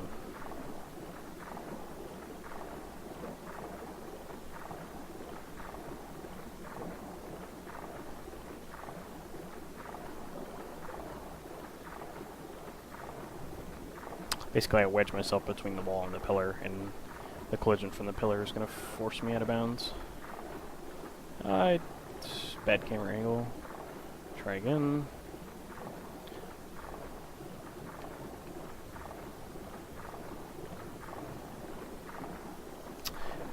Once again, bad camera angle. This trick is really easy, but it's if you get like an awful camera, it's like super easy to screw up as well. There we go. And now I am in lake bed.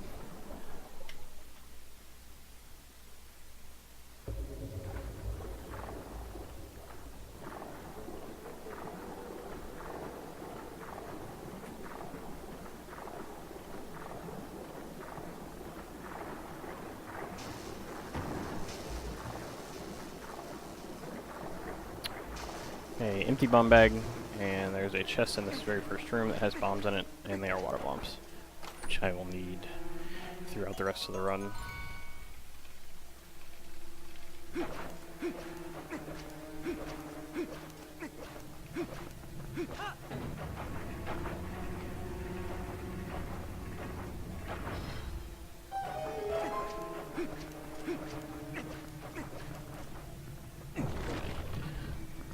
Supposed to bomb arrow down these stalactites, stalagmites. I don't remember which one they are. But I'm just going to use LJ to skip it. Skip doing all that. LJ there, and then we'll do another one here.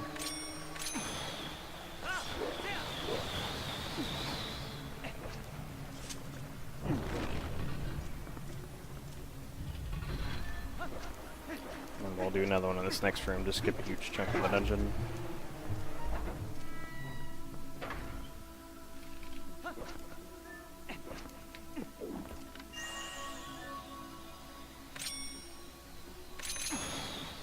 On the railing, and then chain it over here.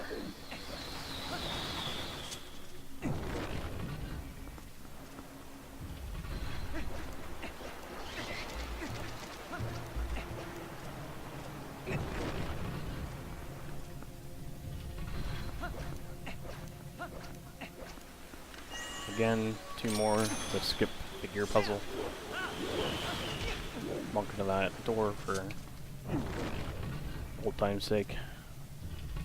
And I'm actually going to get a key here to do something that will end up affecting a dungeon way later in the game. And I'm going to LJ here to get over to this area early. And blow up this rock, and that'll get me to the claw shot.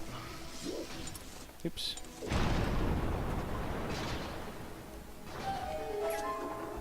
Oops. not shock me.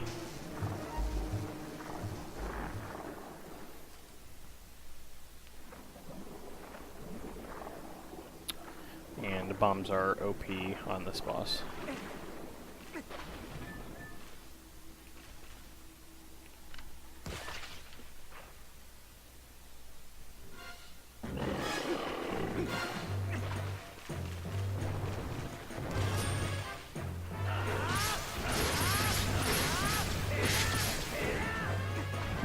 For whatever reason, going into C up here makes him fall faster. I'm gonna drop a bomb by his tongue. And then, to prevent him throwing out more babies, I will throw a bomb in his mouth right now. And then that one should take care of him.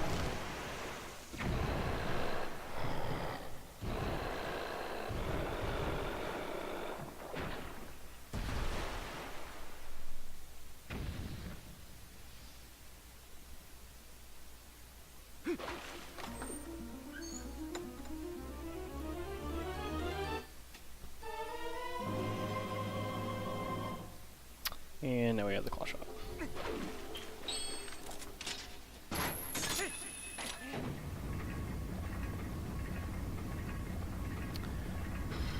So I'm not going to get the big key here. I'm actually going to do the only boss key skip in the game.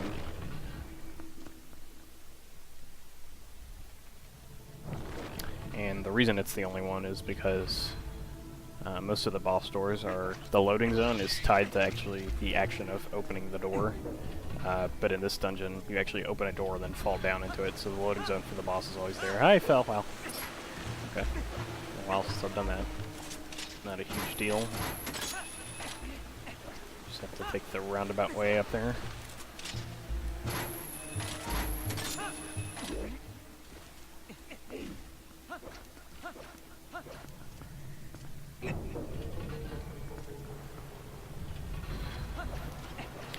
So before I do the boss key skip though, I'm actually just gonna go, I'm gonna do something strange where I just go into a room and then it looks like I just turn around and leave.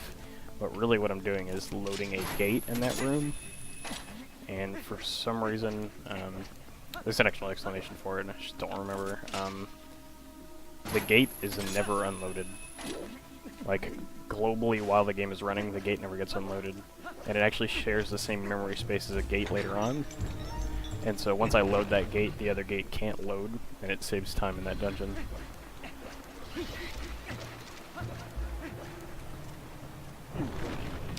So load the gate, and turn around and go back out. And now I'm going to skip the boss key.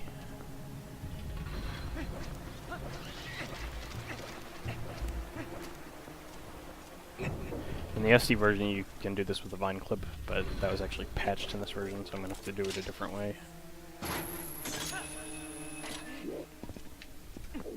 So I get on the railing right here. Okay. Fall inside of it. Backflip. And then that's good. Backflip, backflip, backflip, roll, backflip. There we go.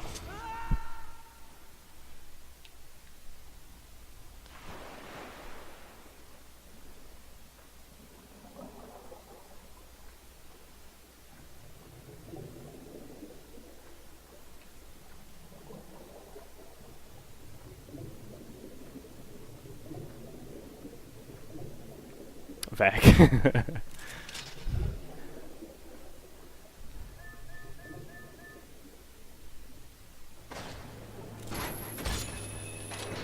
can skip Morpheal's part of Morpheal's first phase is split into two parts, but if you do enough damage to the eye, it just skips the second part and goes straight into the second phase. Which a quick spin is enough damage to do it.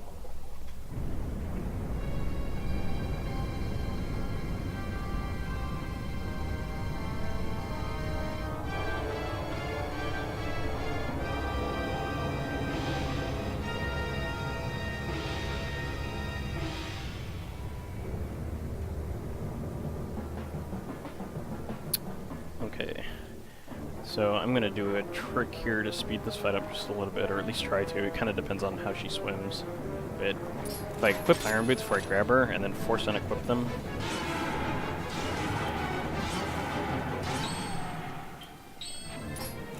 it'll let me actually go off early, and then I can re-grab her, and I can do it one more time here. And yeah, she swung away. That's okay. I got one of them at least.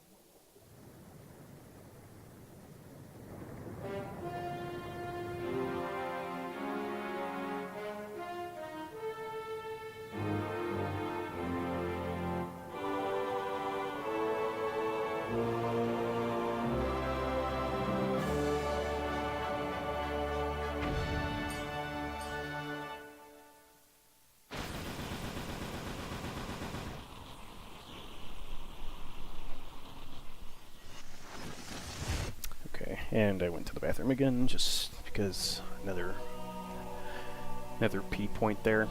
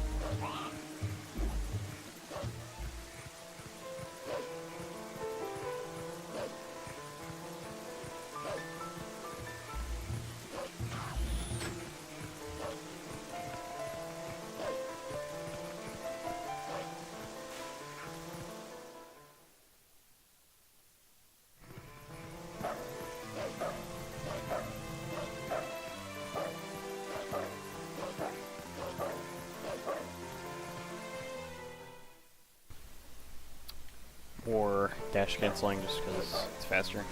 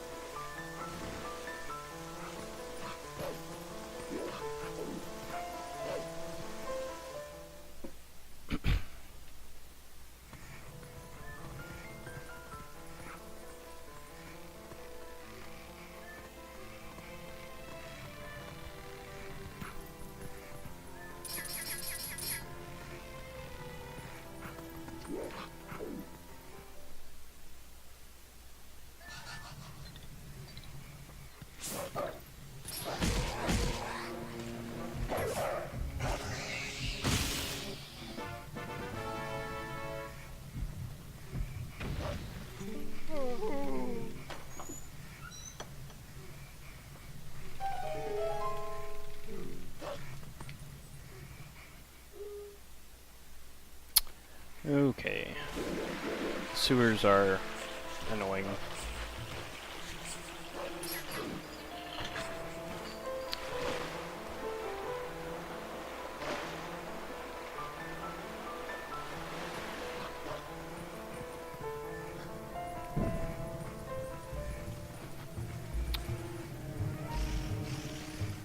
So, if I try to climb the ledge with these keys here, still alive, Wolflink actually won't even climb the ledge.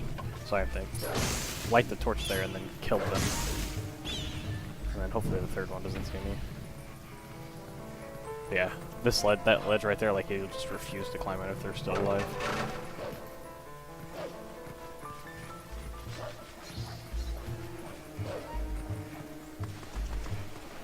And then this area is a huge pain in the ass. So I have to knock this sniper into the water while dodging his arrow. Okay, he fell. And then I can do little things to speed up the thing here where I jump attack him to get off the ropes early.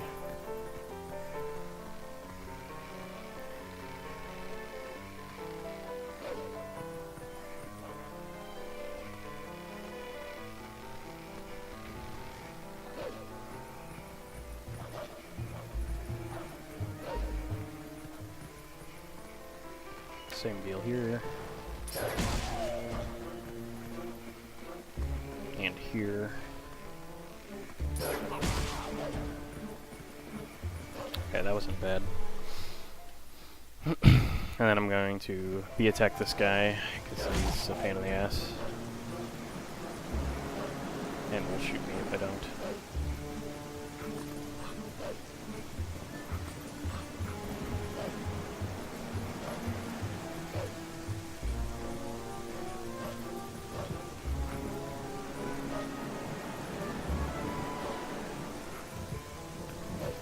Oh my god, I can't believe I made it.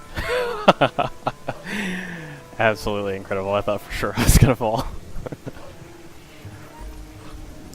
It is extremely hard to make that jump on this version because of the sniper at the beginning.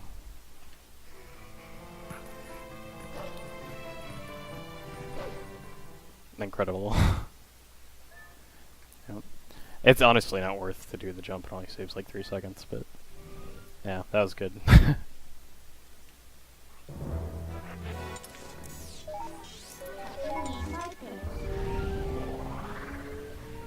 So now I can actually finally go get the Master Sword.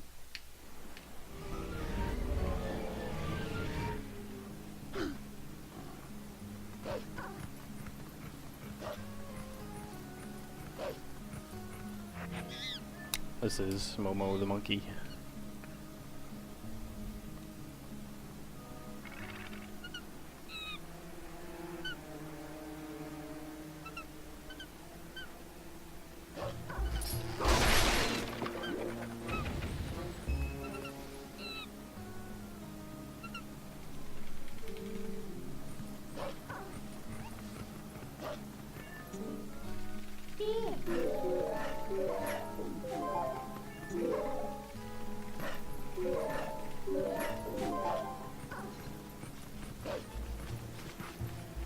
Okay. Wait for the ridges to turn. Same tech as in Forest Temple. Talk to Midnight while the wind's blowing and the bridges auto turn. Okay. Excellent.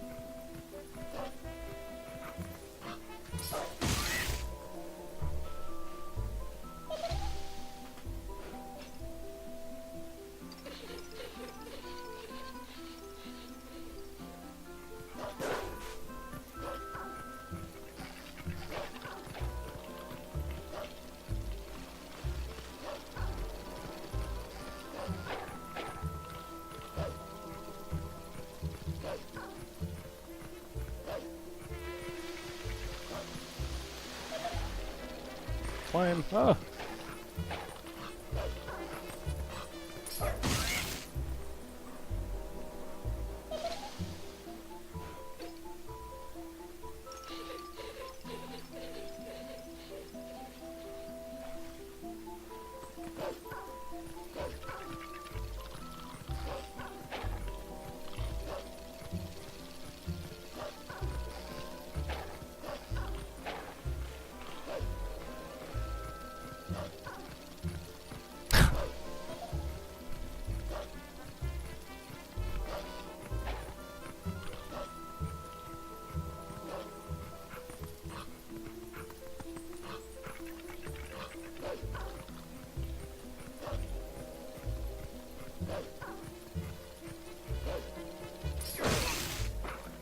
Okay.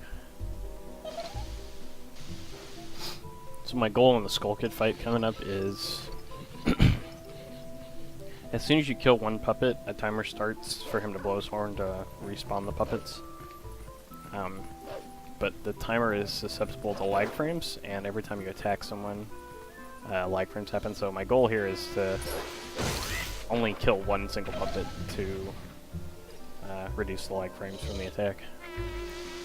One or two puppets, that's like the most optimal way to do the fight. So usually I'll just kill the one puppet and then dodge the rest of them. And this is just waiting for the timer to tick down so I can, yep, attack him.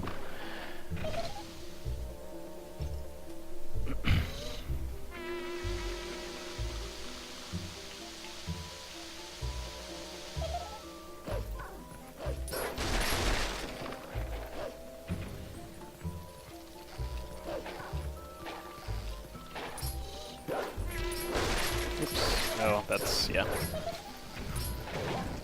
I got owned by the targeting system.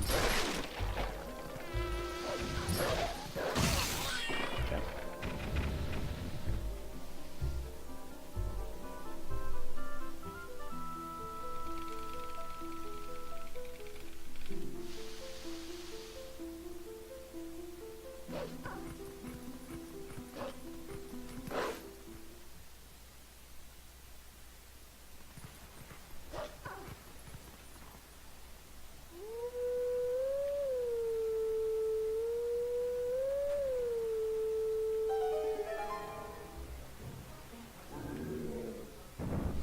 There's 3 solutions to this puzzle, or 3 solutions that I know. 2 of them are the exact same speed, and then the third one is one hop slower, so...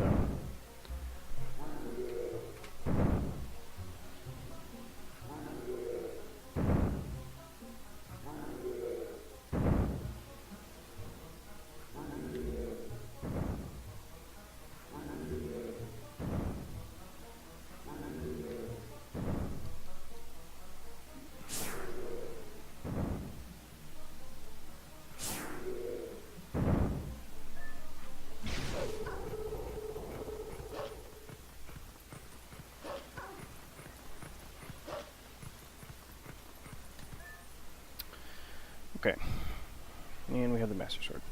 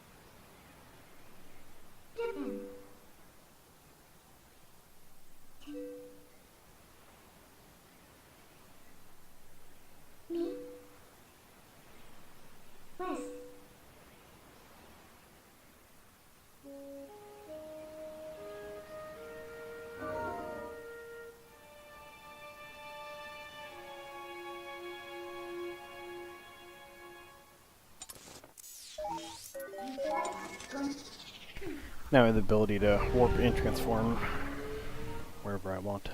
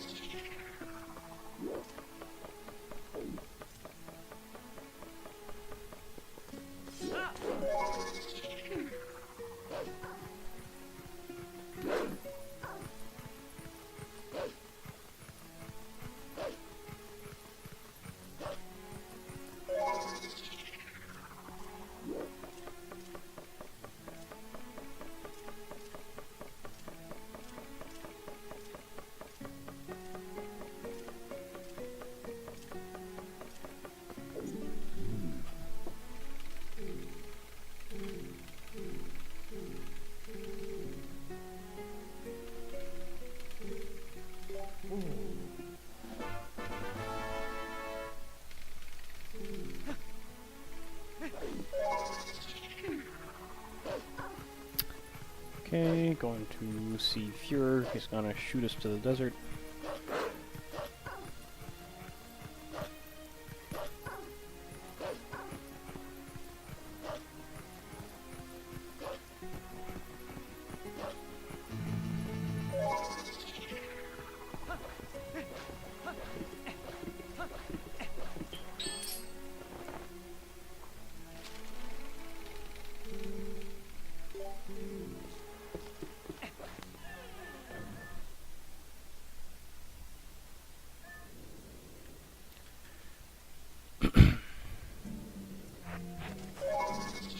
Okay. I'm gonna go ahead and equip that and this.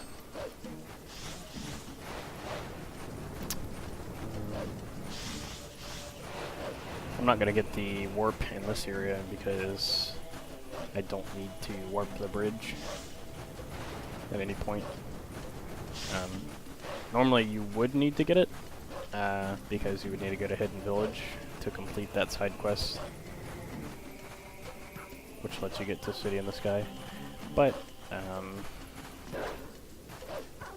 I am going to skip Temple of Time completely, which also skips the need to do that side quest.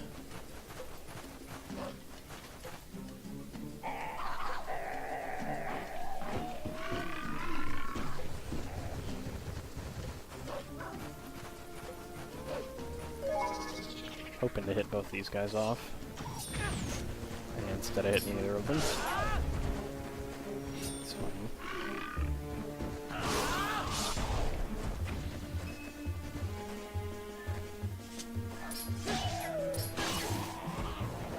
No, stop. I need to get on a boar so I can break these fences.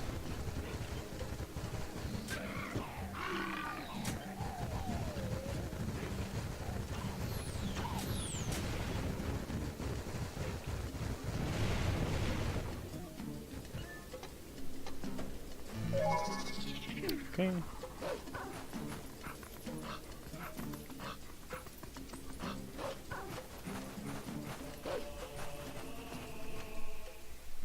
Okay, so in this area is where you do the King Bobbin 3 fight, and the loading zone to activate the fight actually extends infinitely upward and downward. So I'm going to try to do a trick to get on top of the tent here, and skip having to get the small key.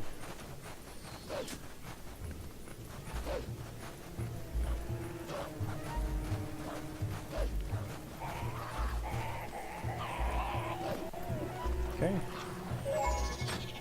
So I get up here. I'm gonna elbow over here. I screwed it up. I'll try it one more time.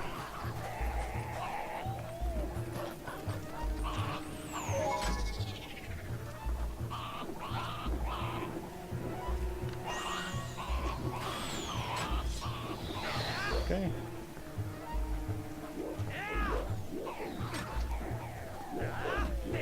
And we're on the 10. Okay. There we go.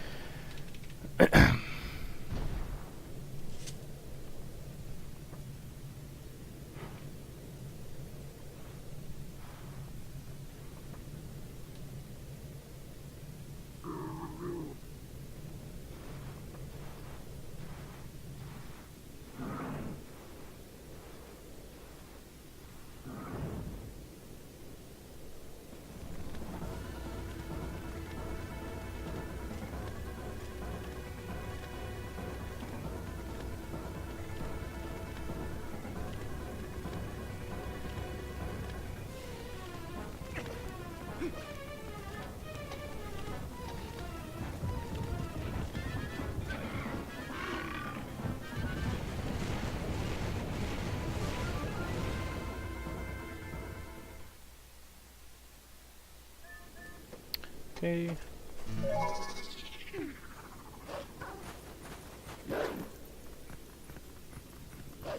And we're in Arbiter's Grounds.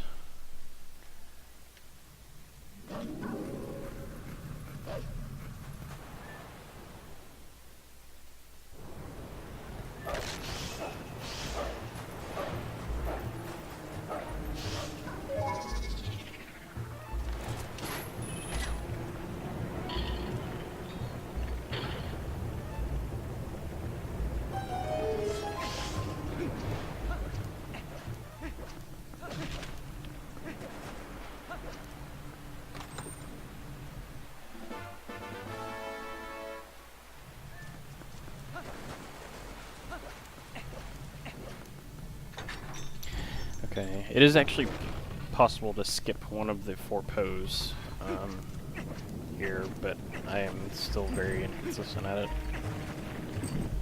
Because I only started trying to do it, implemented into the run earlier this week, so I'm not going to do it in this run.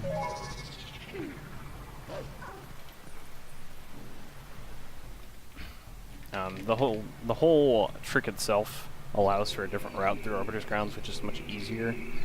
The actual trick is very difficult. If I were to get it first try, it does save like 40 seconds, but again, I'm very inconsistent at it, so I'm not going to do it in this run.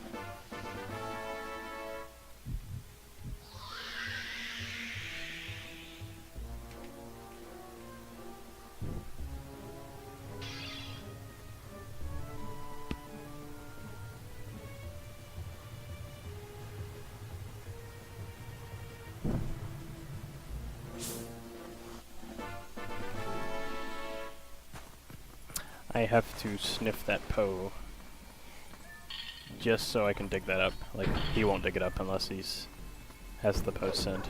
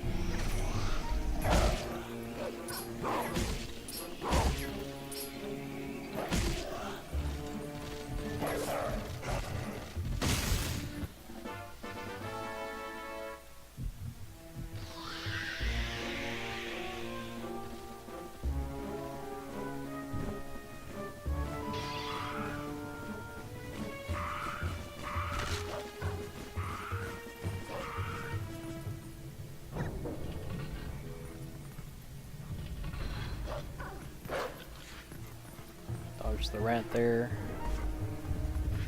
actually hits me. There we go. Usually I want him to hit me after I've already pushed the column there. That way I don't have to wait for it to finish turning. It is actually possible to have him hit you, and then you start turning the column and you open the door before it finishes turning, and then the column doesn't think it's turned because it didn't finish, but you still got it out of the room. So when you come in this room right here, like there's just a wall, and you can't go any further.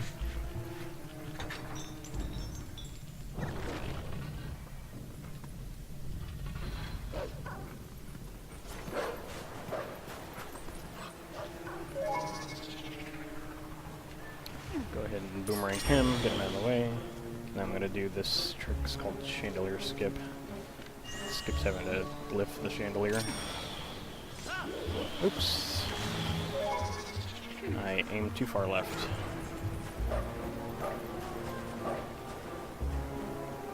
Let's try again.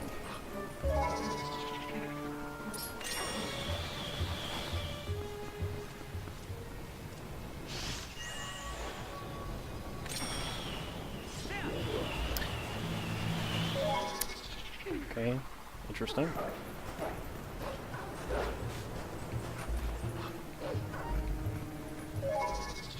One more time. Make sure I'm absolutely on the edge this time. There we go.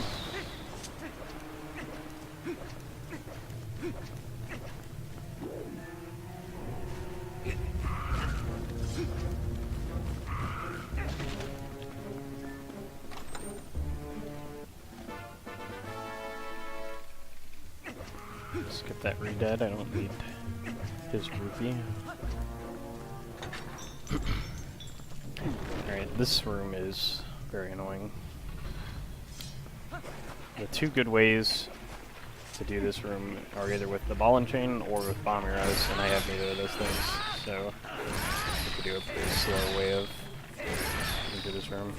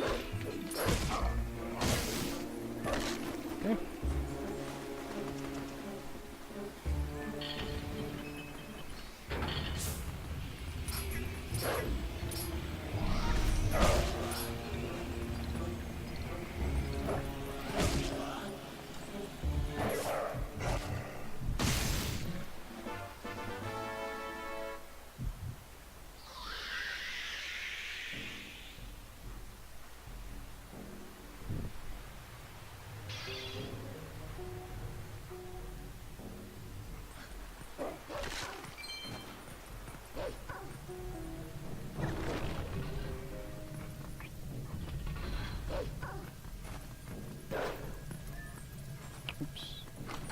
Okay, so there are ghoul rats that try to latch onto you here. If my movement is good, I can actually just dodge them. There we go.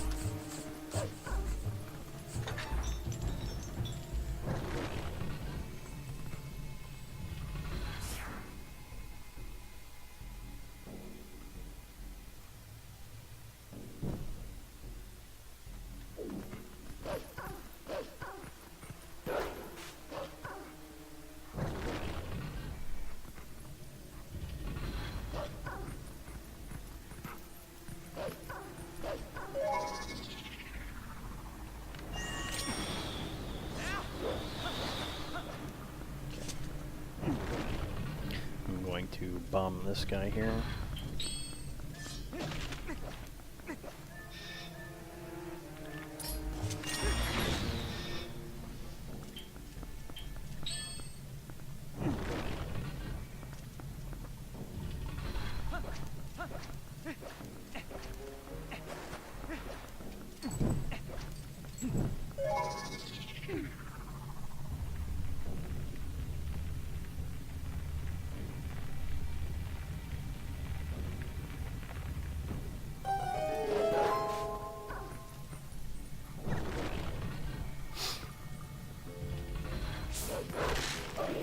Now, had I gotten the rare chew jelly earlier, that like 10% chance drop I was talking about, I actually could have used it right here. This is one of the 4 times I could have used it. It would have saved a little bit. But unfortunately I did not get it.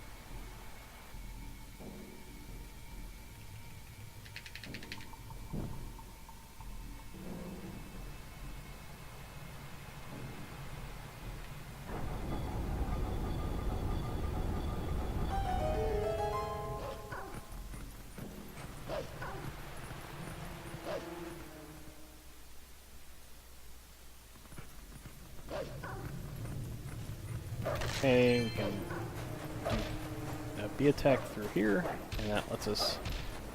Oh, I'll stop bonking the wall. Let's just get to the boss key early.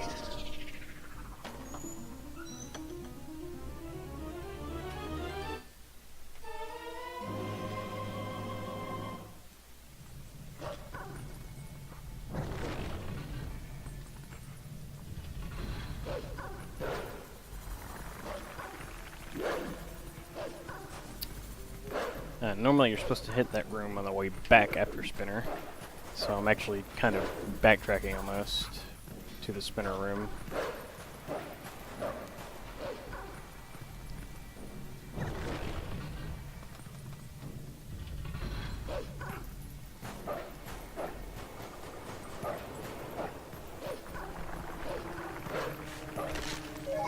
And drop a bomb here. Oh.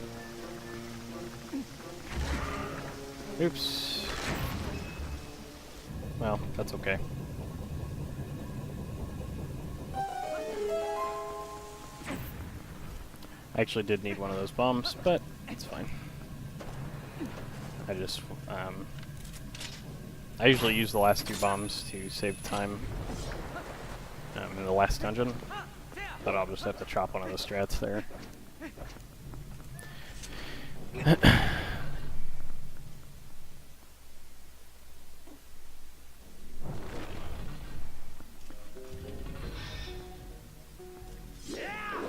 So here's Death Sword, pretty easy mini boss.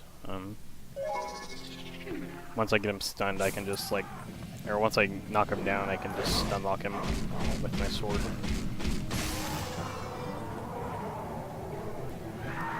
Hopefully he flies left. Of course he didn't.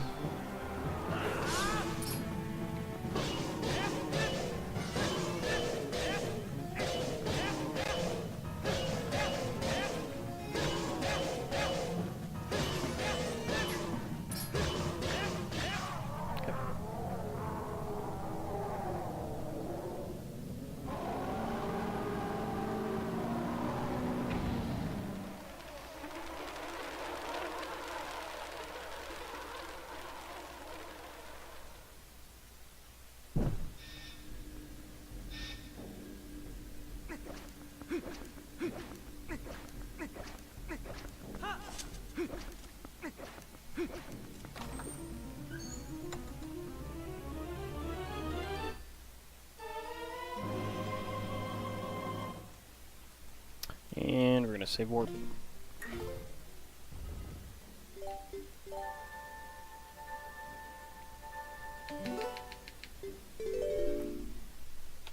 Amiibo again.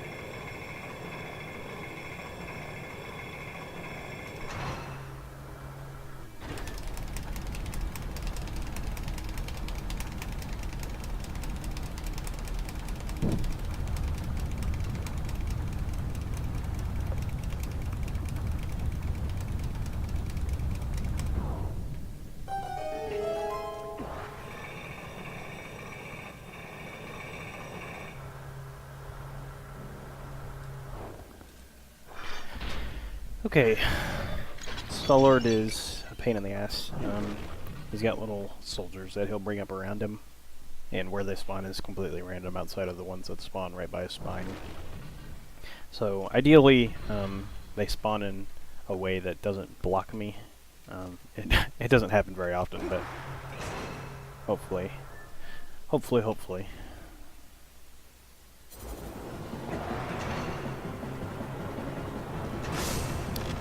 So the first hit is free. He spawns more each time you hit him. Second hit is kind of free, depending on how unlucky you get.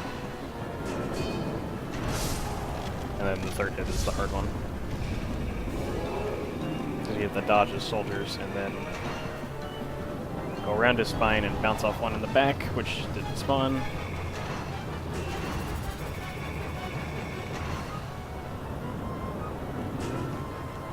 I might be able to make this work. Oh my god, the camera. Yeah, I got owned by the camera there. Another reason why this fight is infinitely more difficult on this version, because the camera is very slow to spin around compared to SD. So you can't really see where you're going when you bounce off the back one.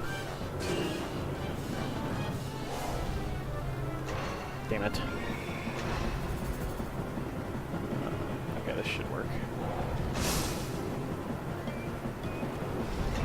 Okay. Yeah, that was bad. His first phase is just super difficult on HD. And I attribute most of that to the camera. Just because the camera it's just so slow in this version. It's very unfortunate.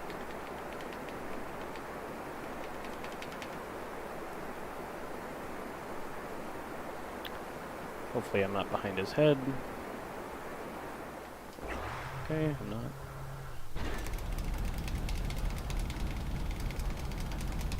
Okay, so there's a trick I can do by rolling forward and then hopping on the spinner at the right time. I can actually hit him before he gets a chance to fly up to the top. And then I can follow that up with a chain of quick spins and actually one-cycle him.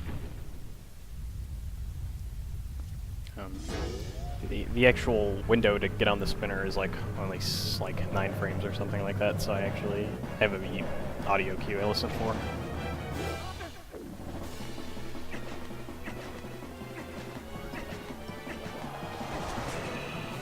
Here we go.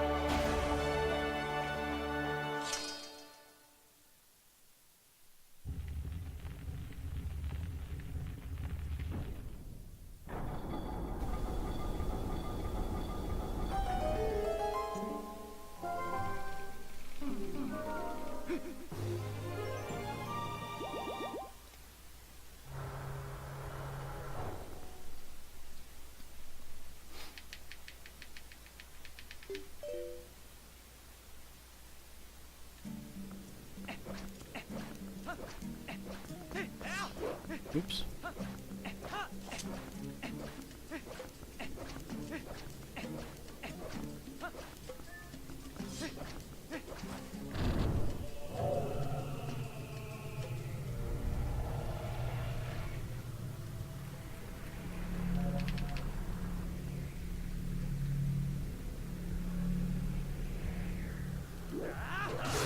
Time to read 2 donations. Yeah, absolutely. Cool. $5 from Mash, who says, "Blind science, I know it was you spreading the awful rumors that I like cat girls. I do not. She likes lewd boobs and then men's. Let's make that happen. Blood be white at 750 donations." There. Those crazy guys donates $54, and he says, "This is to meet the tier 4 and 5 Zelda randomizer goals. Still plenty of goals to fill out, so let's get there. Thank you so much."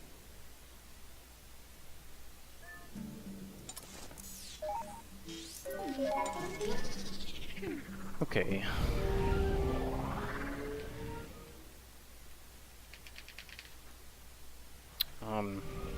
In the SD version, we can actually skip raising the mirror there by zooming in while warping and then turning on warps. That was fixed in this version, so I have to raise the mirror. Also, no map glitch, so I can't go to Snow Peak early. I have to actually get the rakefish sent. But first, before we do that, we have to talk to the best girl in the game, Ashe.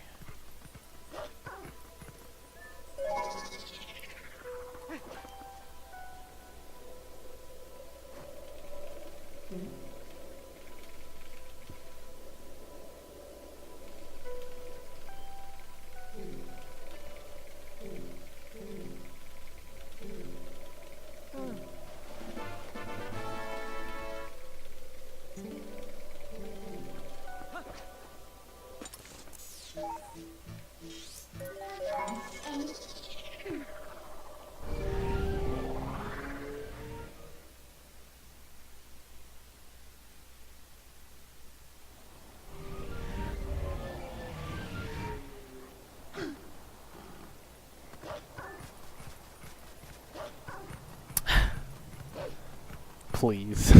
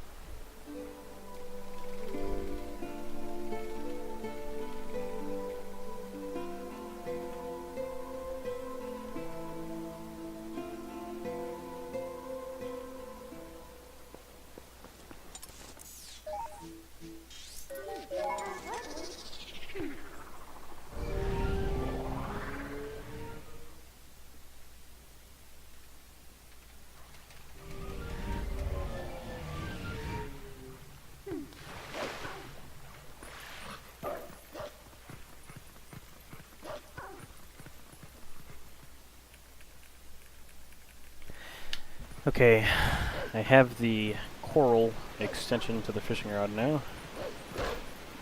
Incredible. Okay.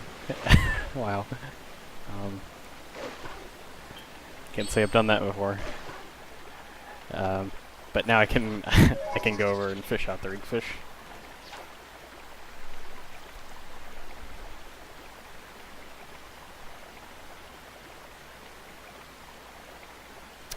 Any day now. Oh my god, he's trolling me.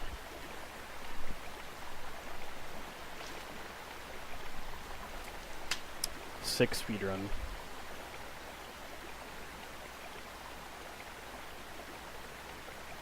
There we go.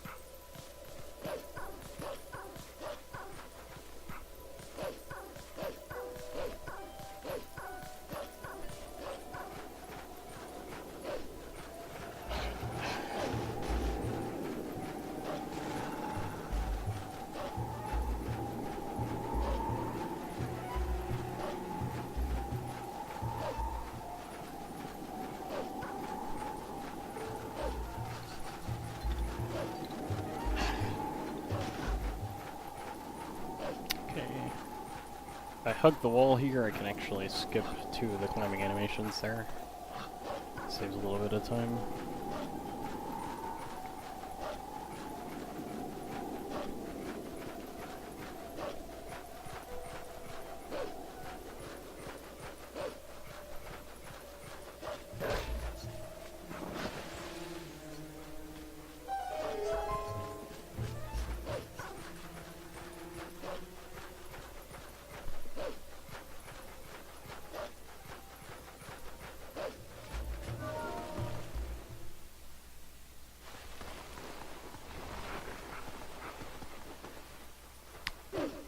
Okay.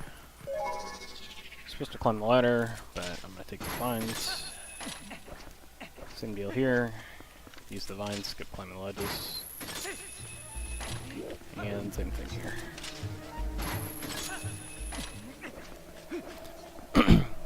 There's a shadow beast fight here.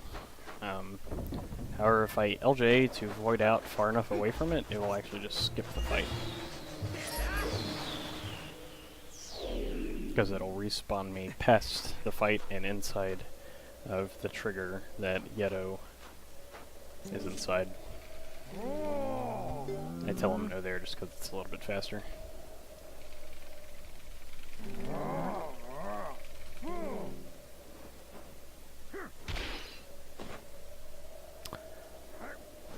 And I will not be completing Snow Peak. I'm actually only going here to get the ball and chain.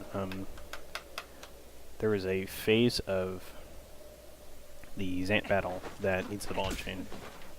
And unfortunately is the only reason that we come to Snow Peak. Otherwise we would just skip it completely.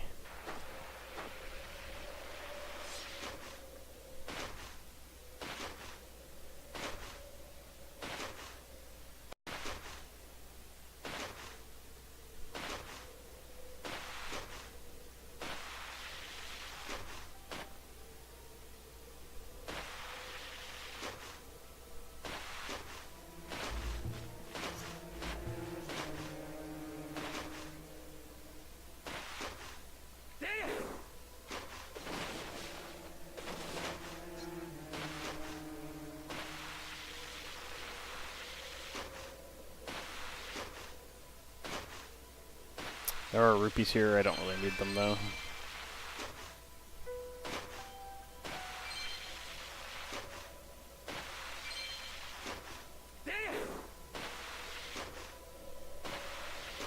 My goal is to have 100 before I get to Snow Peak, which I have 134, so I'm fine.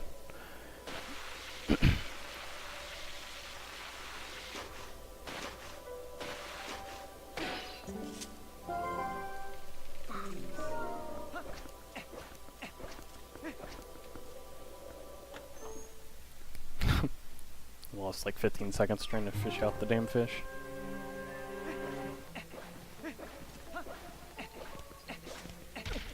Okay.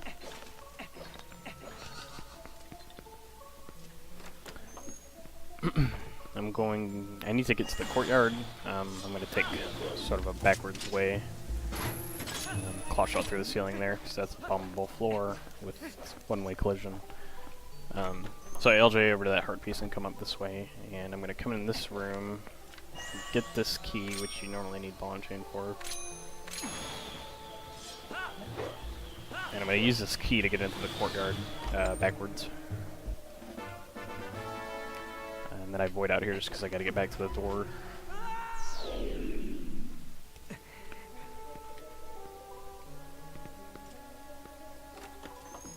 There's a slab of ice in the way that you normally need ball and chain to destroy, but I'm just going to slide past it there.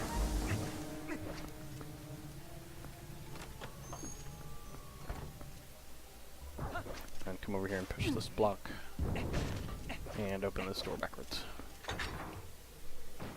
And now there's a cannon puzzle that you're supposed to solve to destroy the freezer here, but I'm actually just going to clip out of bounds and open the door backwards. That, and then open.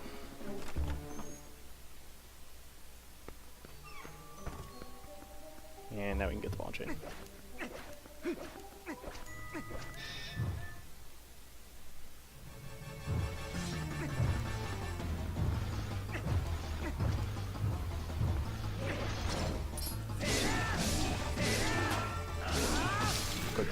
take care of him.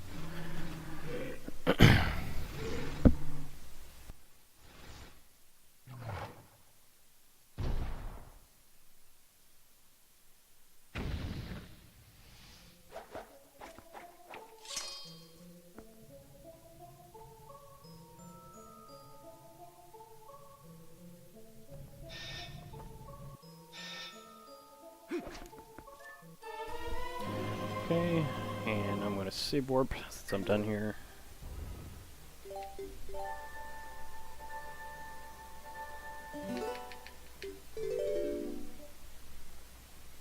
Amiibo once again.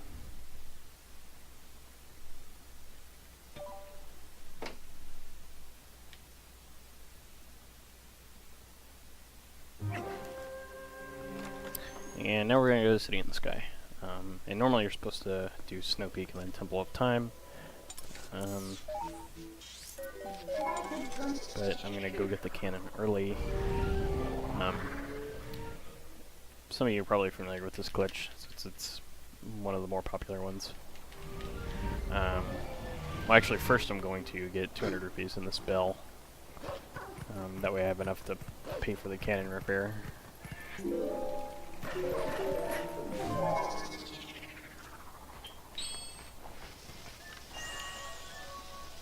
Doing it this way lets me get around the need for bomb arrows. There we go. Go in the back entrance here. So, like I was saying, some of you may be familiar with this one. They actually, it looks like there was an attempt to patch this, because the statue is actually moved, but they didn't do a very good job, and you can still clip it. It is harder, though, than it is in the SD version, but, yeah. So basically I'm going to get right up in here, and transform, and that should work, store jump attack, and there we go.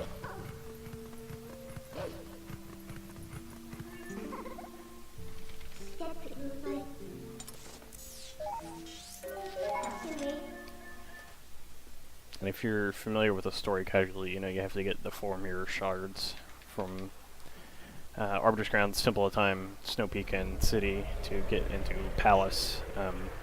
But of course the lazy dubs didn't actually make a check for all 4, they only made a check for the last one, which is the one in City. So that's the reason why I can skip Temple of Time and Snow Peak.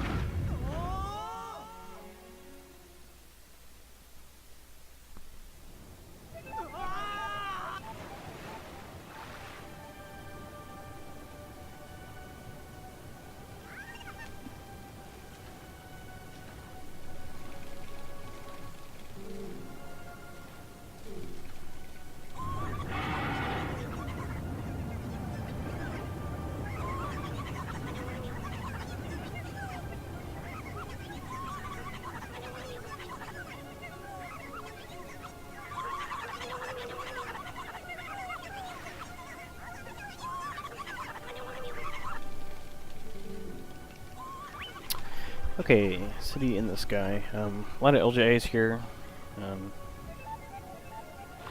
Pretty fun dungeon.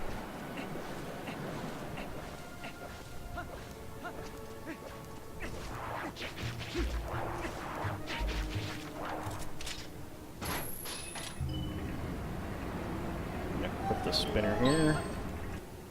Okay. Gonna skip using the Yakuza in this room. Instead, I'm gonna use LJAs. Hopefully the Helmarok doesn't see me. Okay, he did. Okay, and I'm gonna do a trick right here, which actually saves like 2 minutes.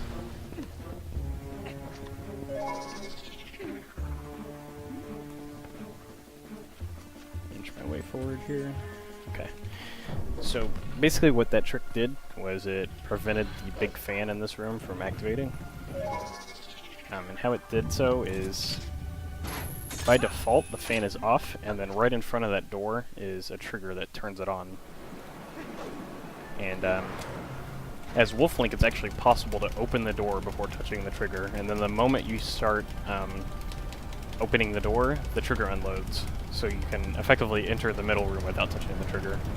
And that saves having to do basically the whole second half of the dungeon.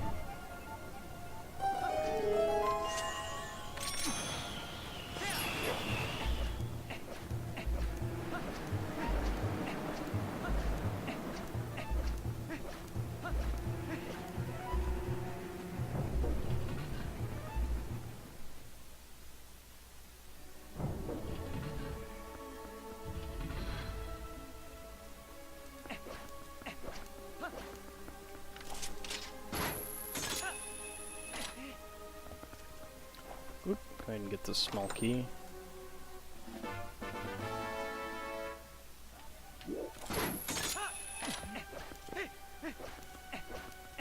Okay, there's a cutscene in this next room, and I'm actually able to skip it. And skipping it does two things. One, it skips having to watch it, because I can't actually skip the cutscene once I'm in it. It's an unskippable one.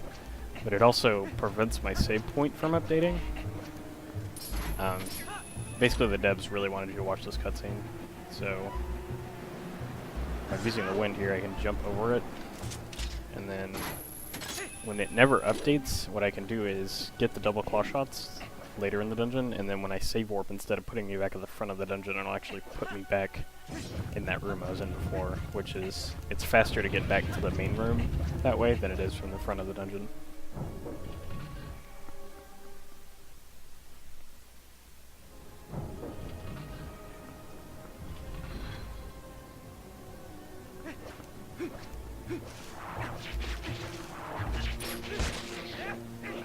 Stop.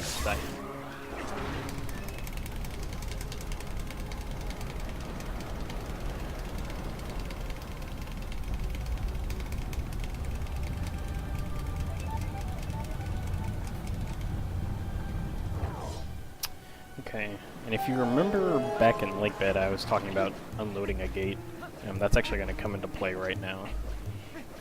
So that gate I loaded in Lake Bed is still loaded in memory, and it's going to prevent a gate in one of the upcoming rooms from loading, and it'll let me access the mini-boss without going through like 3 or 4 rooms. I'm going to go through the fans here, and then in this room, I enter, and no gate. Actually, this is an HD exclusive. I think I said at the beginning of the run there were no HD exclusives or glitches, but this one actually is. And then I LJ all the way down to the bottom.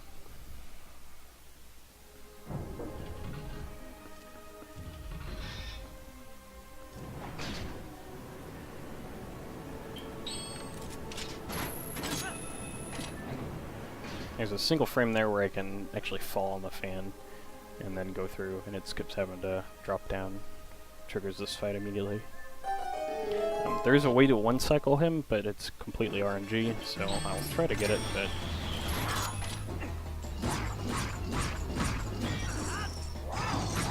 Nope. It's okay.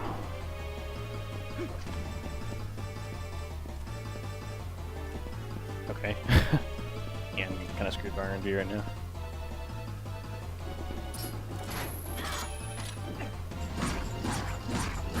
Okay, not a bad fight, but certainly not as fast as it could have been.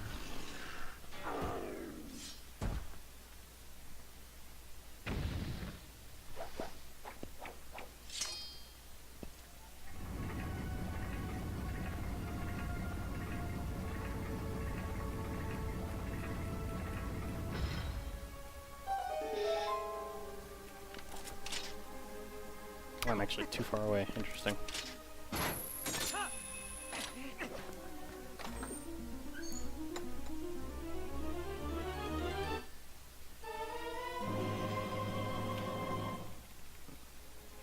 And we're going to save warp again.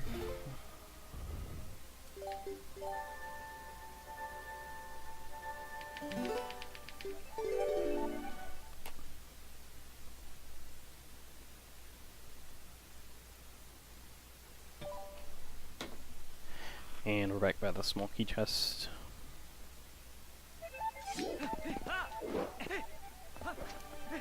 And again, no need to do the second half of this dungeon. I'm just going to go back to the main room and go up through the fan that normally would be on.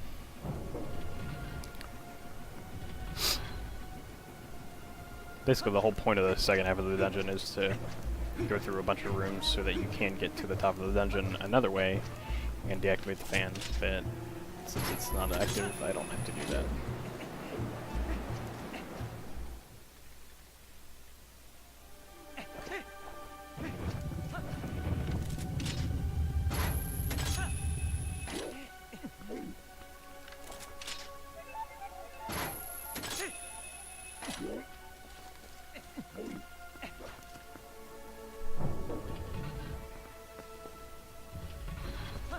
Can do a cleverly placed shot here.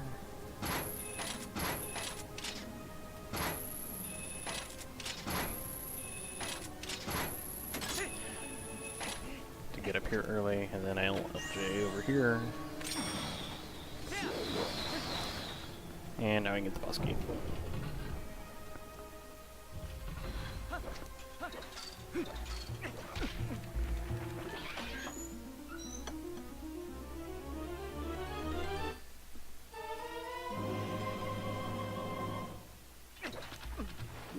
Suddenly the pot.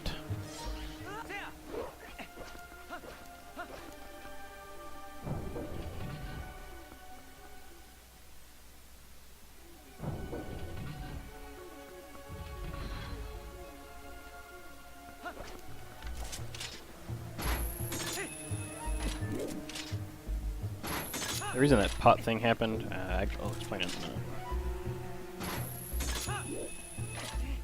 I'm gonna do a double LJ here, if he'll climb up.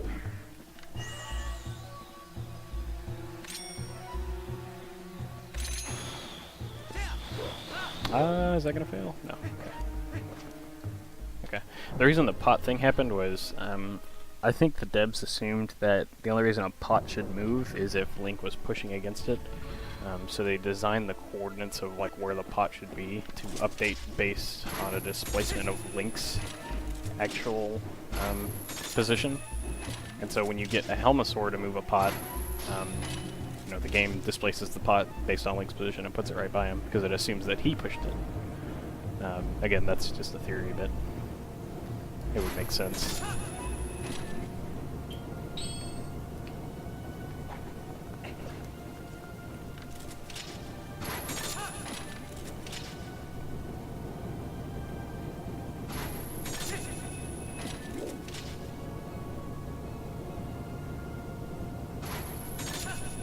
Quick here, I can make that early, yes.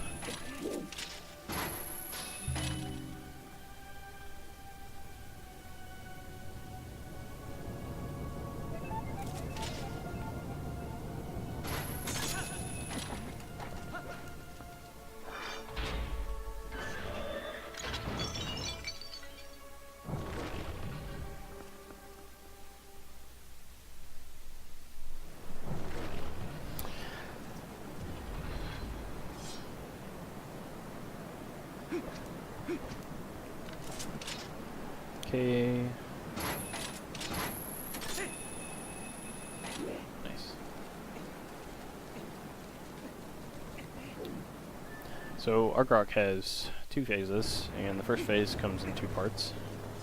It's actually possible to speed up the second part by, if you're quick enough after taking him down the first time, which I'll try to do here.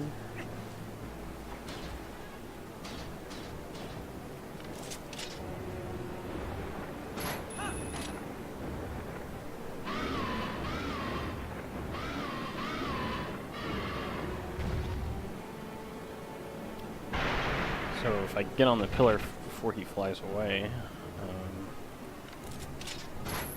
I can actually just re-grab him. Like that.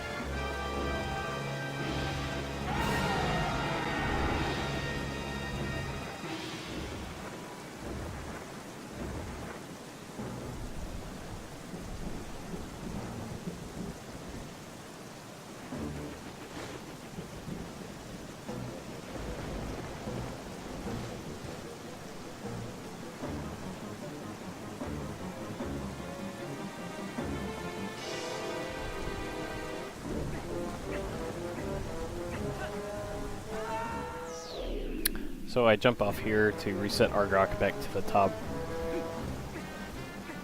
Just save us a little bit of time. Had I gotten the rare Chew Jelly, I could have used it in this fight to save a little bit of time, but I did not, so.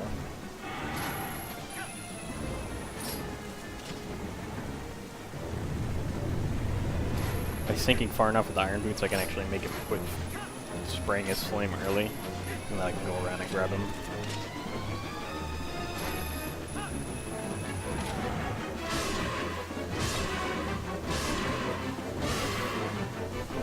And I'll do that one more time. Or actually I'll do it 2 more times, but the second time it'll be a little bit different.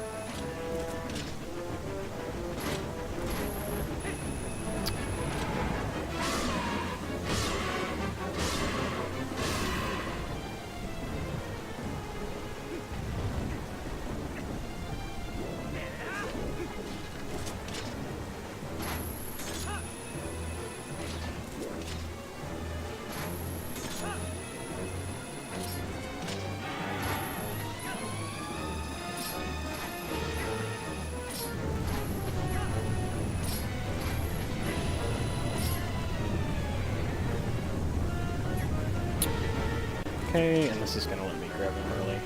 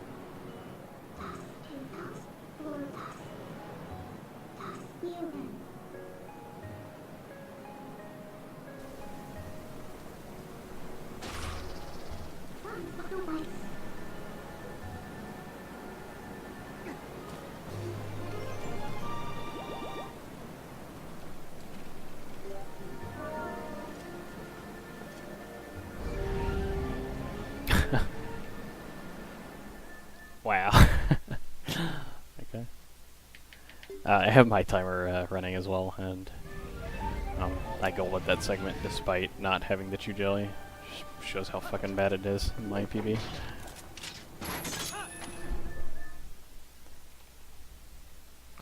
Okay, buffer a jump slash with iron boots on here. Lets me get on the bridge without falling in the water.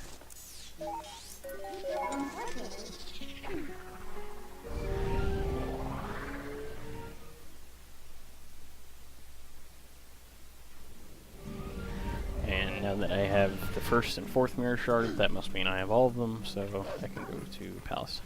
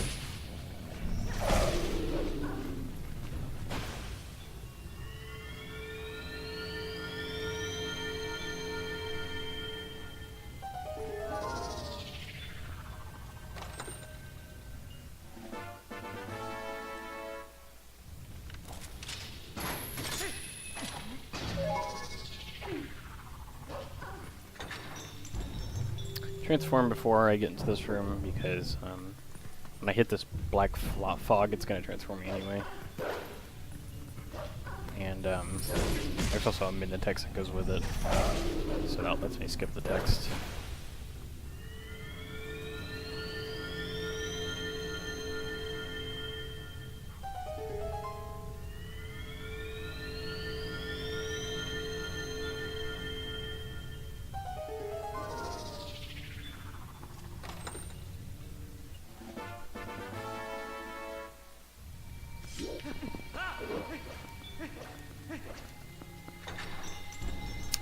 And that chest is close enough to the ledge there that I can actually just jump slash up instead of claw-shotting on the targets.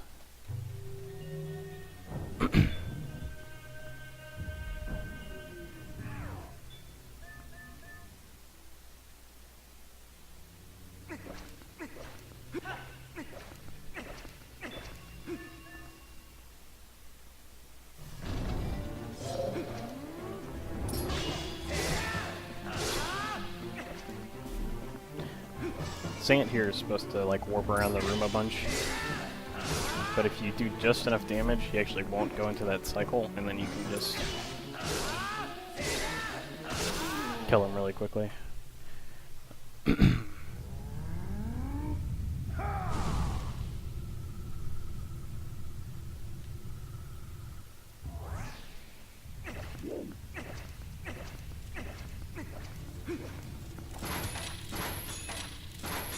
Well, I was trying to skip that min text, but I was bad.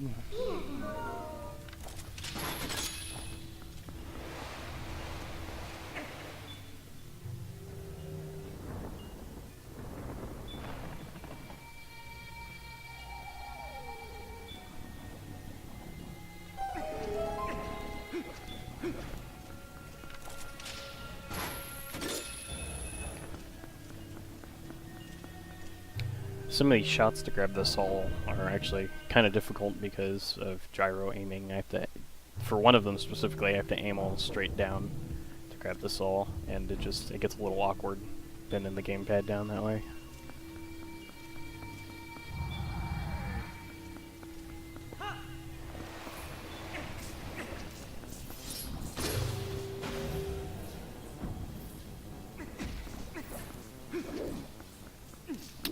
Jump slash up here, and then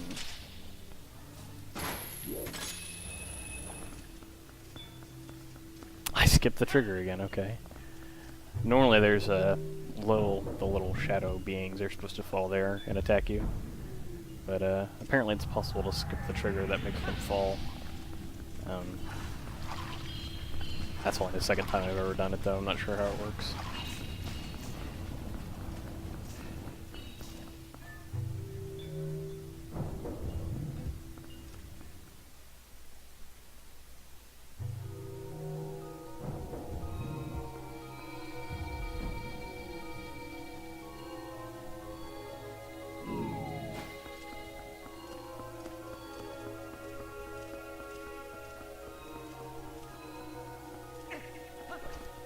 throw that and then roll over here.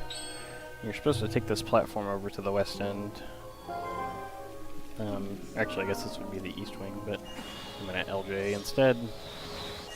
It's faster.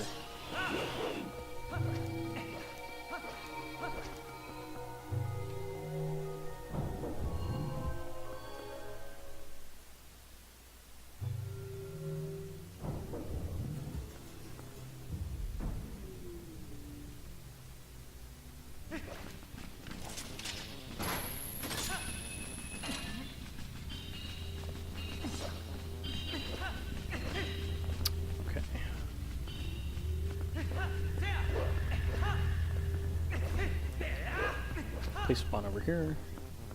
Thank you. It's actually possible to get very, very quick.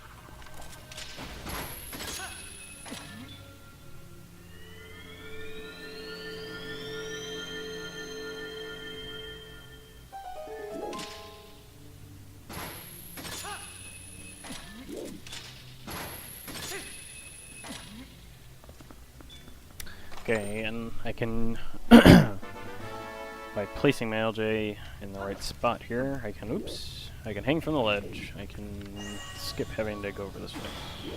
Very nice.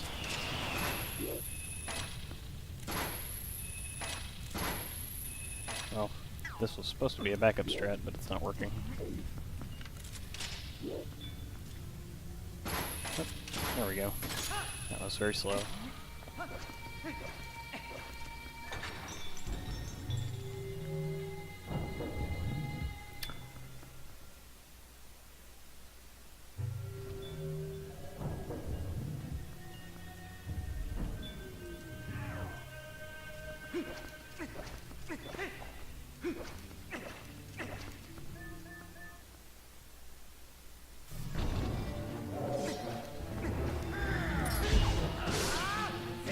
Same deal with this fight.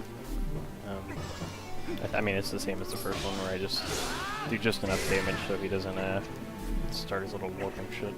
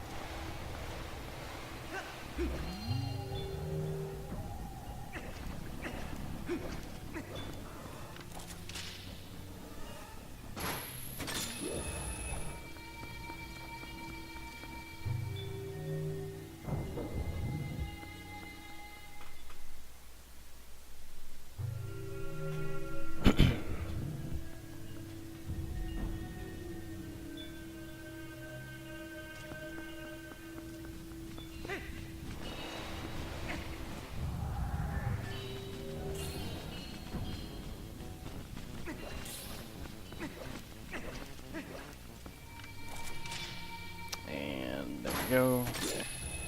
That gyro shot's hard. Really, it's not. I'm just fucking bad.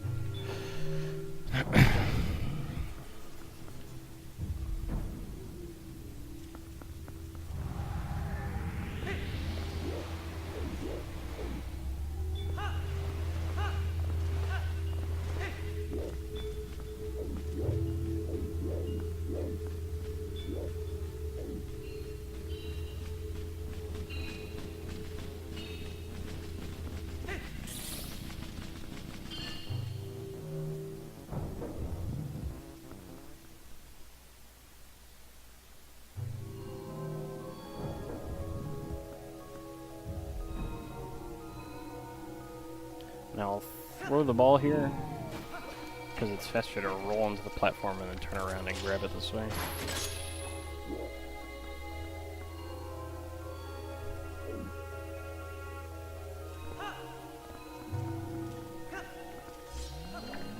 Man, this segment is really bad.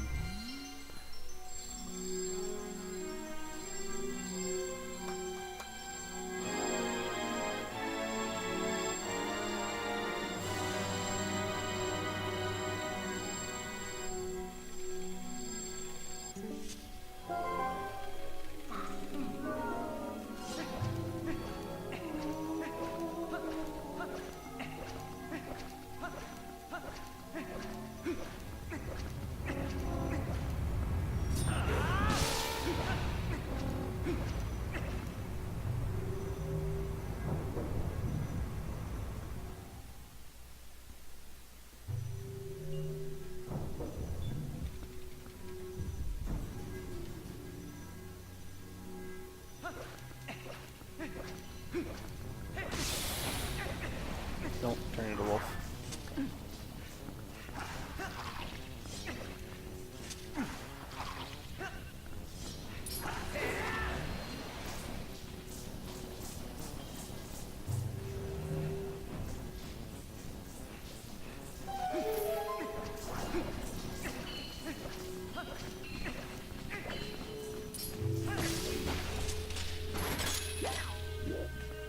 And an LJ here to skip the platform ride.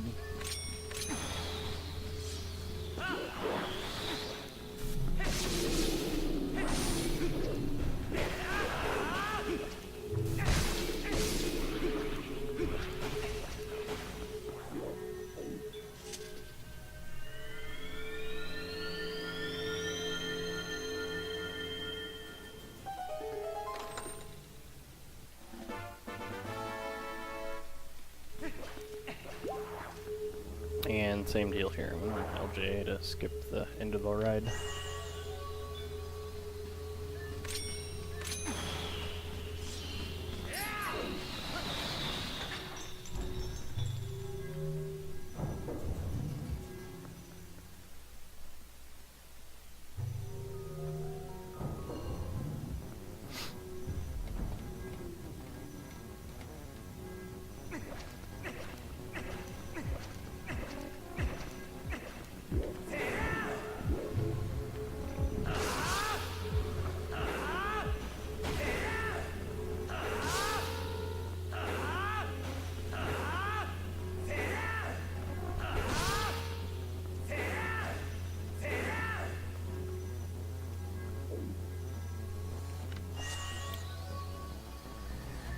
Other LJ to skip a ride.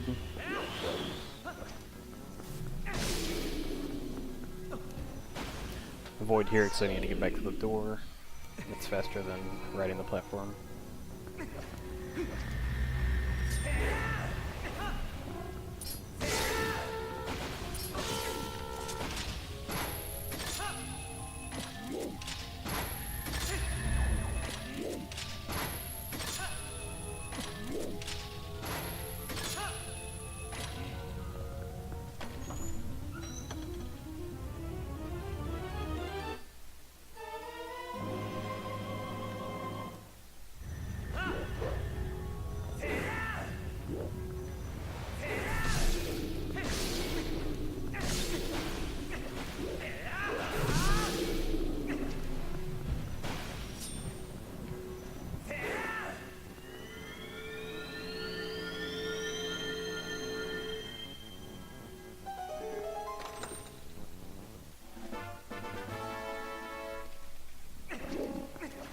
Okay, this next room is on a cycle. The moving platforms at the top are on a cycle.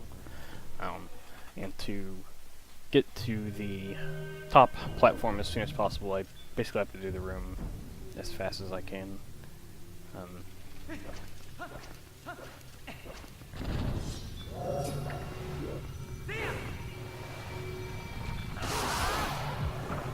Killed him? Oh wow. Okay, well, that's over. I missed one of them. Only ever had that happen like one other time. Yeah. I'll still go through the motions, but...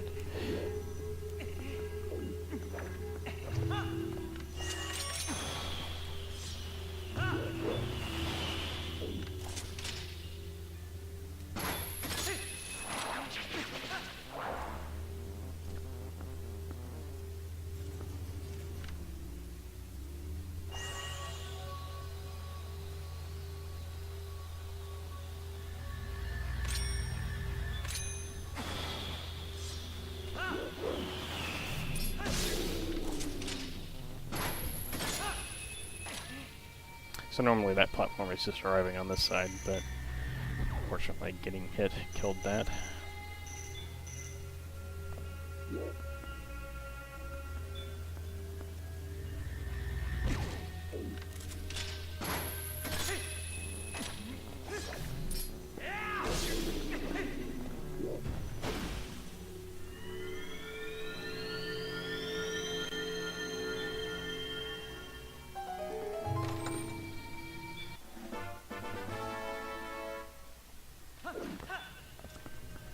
And one more LJ.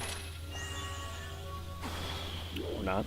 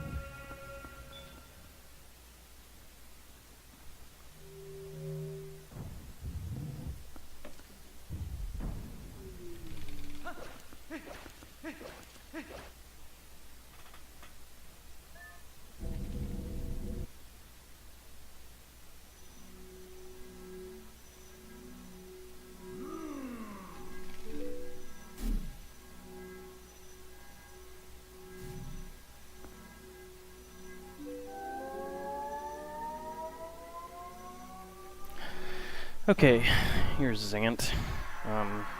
There's a few things I can do to speed up the fight.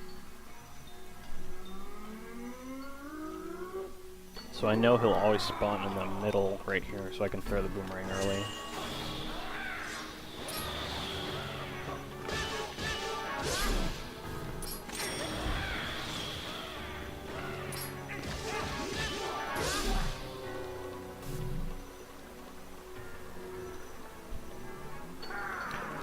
I can actually one cycle this phase, but there's only a 2-frame window to do it. And we'll see if I get it.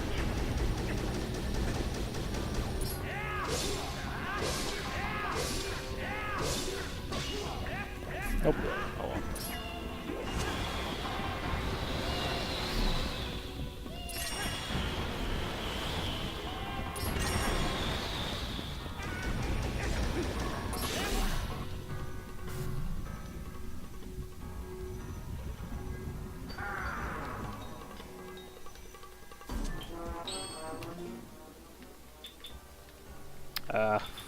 Fuck. That was terrible.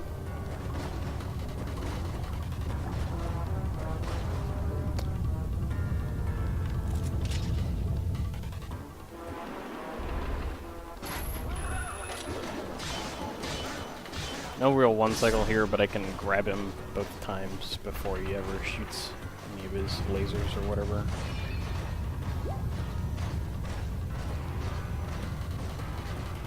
Also, pot physics.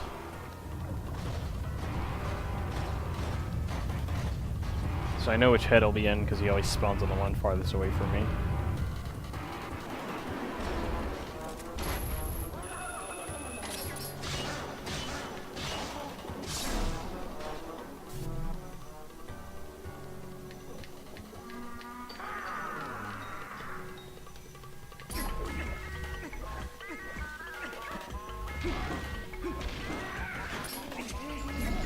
why did I do that?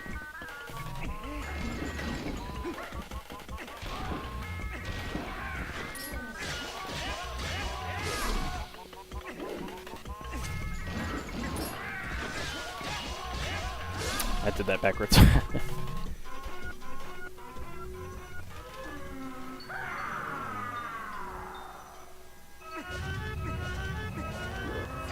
So this is the phase that I had to get the ball and chain for.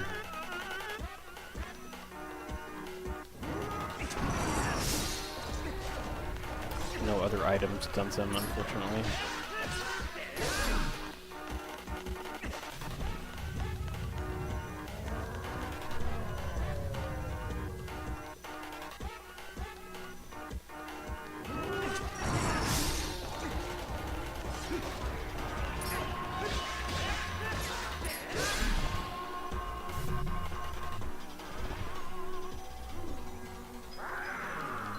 Then I can kill him in only, I guess, 3 cycles on this one if I do it right.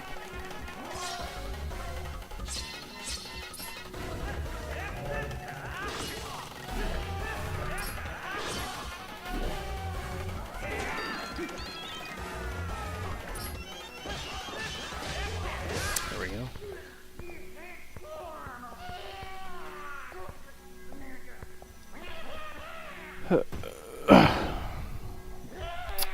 Instead of missing early cycle, this segment was okay. Really sucks that missing the early cycle probably cost me like 30 seconds. But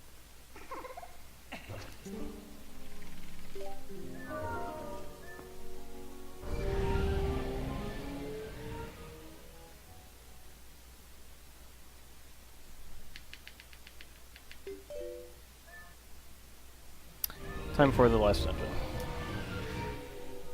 Can I give people some reminders? Yeah, go ahead. I just want to remind y'all that this event is raising money to rent hotel space at the Airport Hotel West in Toronto for our 2017 event. As you can see, it's about $4,000, and any amount that we can make now will help lower the attendance fee for those involved. So, if you feel interested in donating, please do so. We appreciate it very much. Thank you.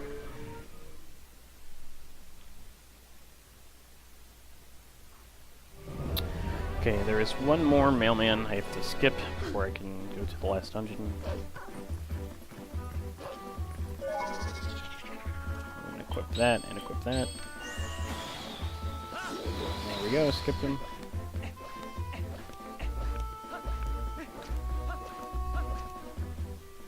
Oh, and actually, since I wasted a bomb, I won't need bombs equipped right now.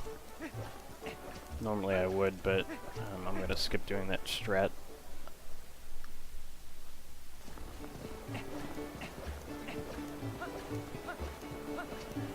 Oops. Talk to the guard.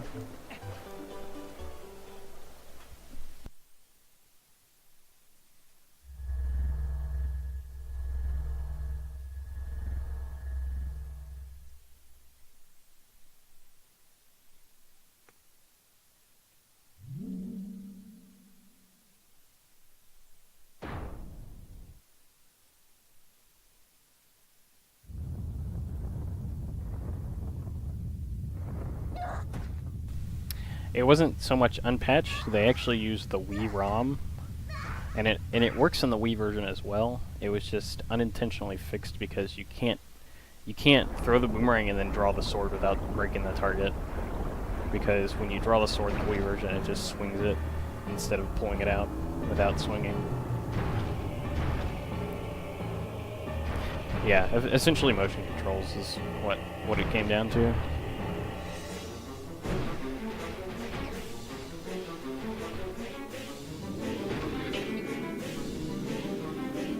So yeah, really it's in all versions of the game.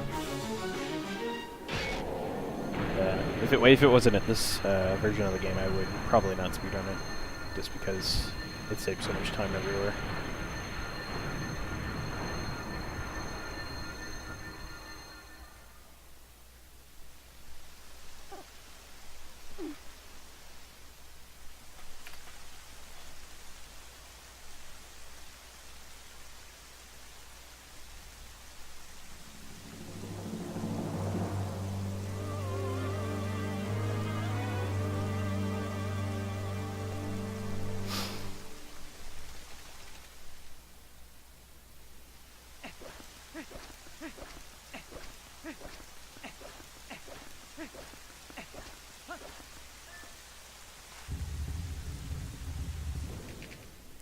Okay, last dungeon. I'm gonna turn wolf here. Using a bomb is faster, but I want to save my last bomb for a different fight. So I'm going to minute charge these guys. It is actually possible to skip this barrier with an LJA, but it's very, very difficult, and it doesn't save much time. See how quick this fight is.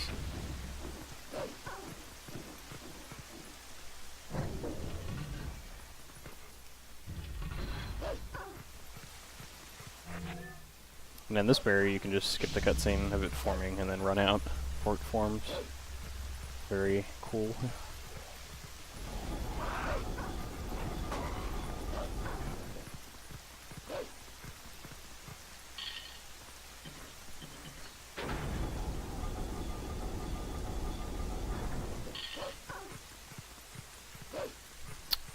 This is another fight where the Chew Jelly would have saved a little bit of time.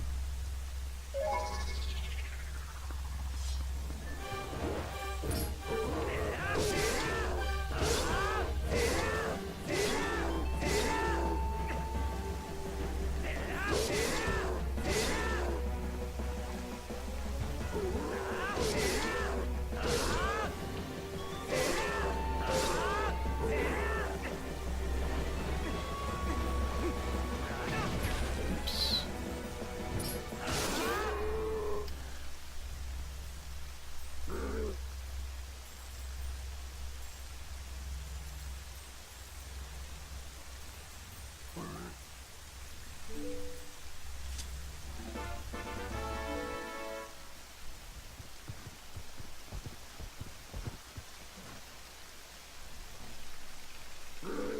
So there's a minute text that triggers as soon as this cutscene ends, but what I can do, I can't backflip out of it or anything, but what I can do is backflip and then during the backflip pause the game and then save warp, and that'll let me skip it.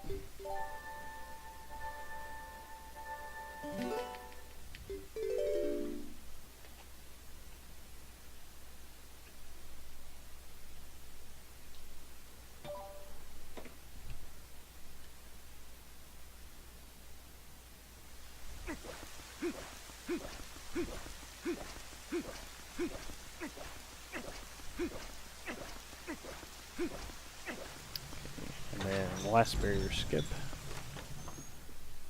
This one's a little harder than just skipping the cutscene. I actually have to make Link be active when the cutscene starts to skip it and get out in time. So what I do is I jump slash into it and then skip it.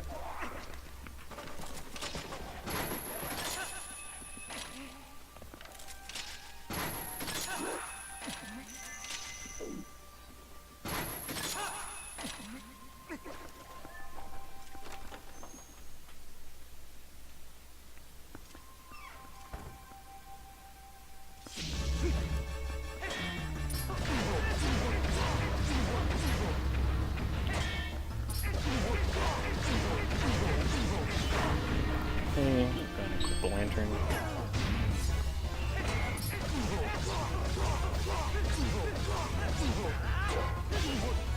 And if I position myself right here, I can actually just... When this cutscene ends, I can just throw the Gale Boomerang and it'll put out the lantern, which is what I need.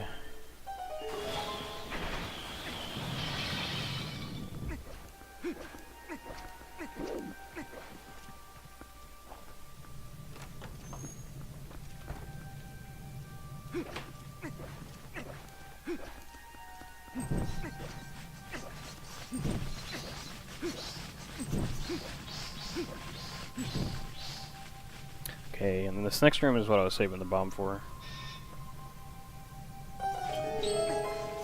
Okay. These are both Dynalphos, which take 10 hits apiece to kill, or one single bomb. There we go. Oh wow, he actually didn't die.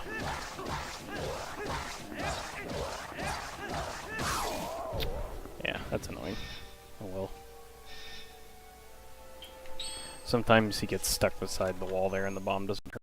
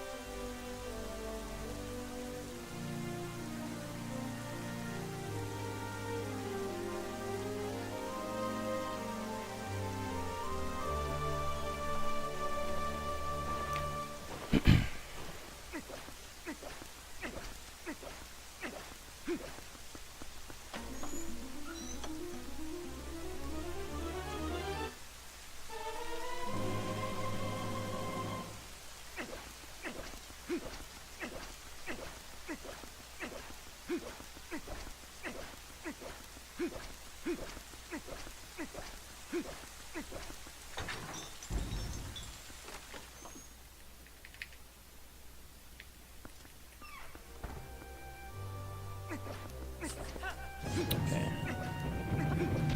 Nice. So you're supposed to be able to, you're supposed to follow a certain path and dodge the things here, but as long as you roll, usually it doesn't matter. But sometimes you get screwed like that.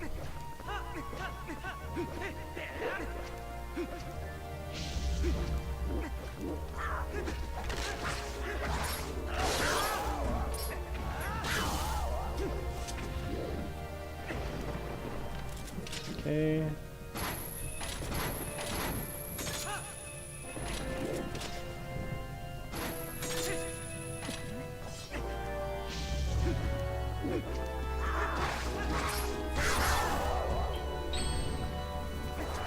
That may have been early. It was, but I saved it. Okay. This is a really interesting glitch you can do here. It's not even a glitch, actually. You can just skip this fight.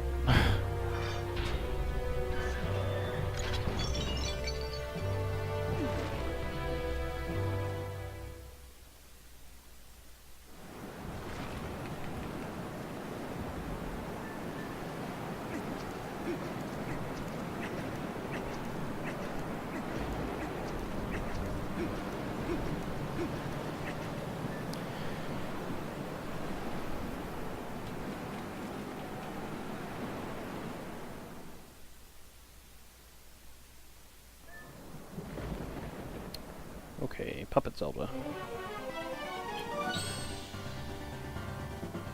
Puppet Zelda is basically just RNG.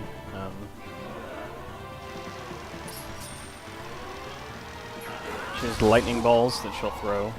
She won't ever throw 2 in a row unless you don't return it. And actually, after the second ball, she won't throw it for 3 turns. So, if you can do the math on that, the fastest fight you can have is 7 turns.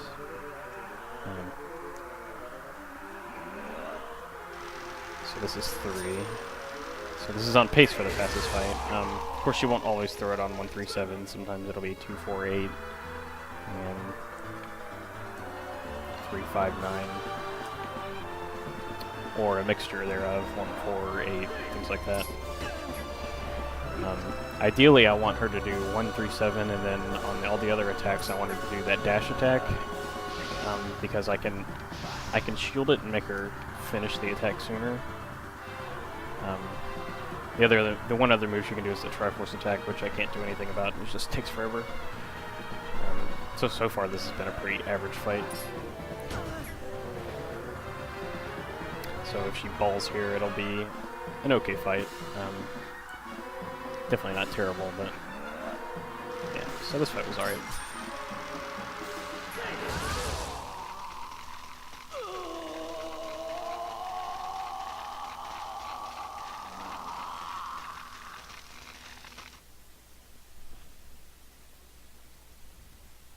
Okay, and then I'm gonna side hop out of the way and hit him with the ball and chain.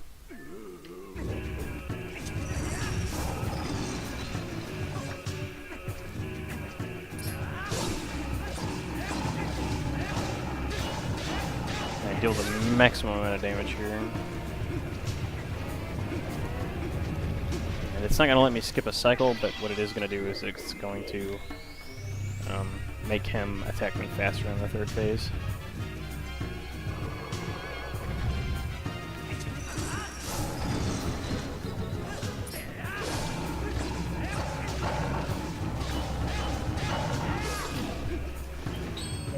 Have to be Wolf for the 3rd one. Ball and chain and bow both do not work.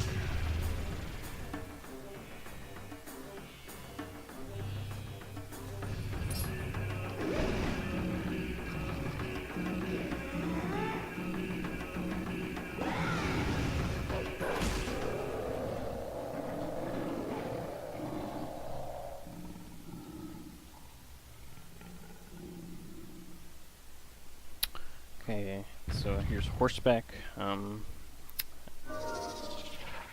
3 cycles with the horseback. If I had had the chew jelly, it would be 2, but I didn't get it.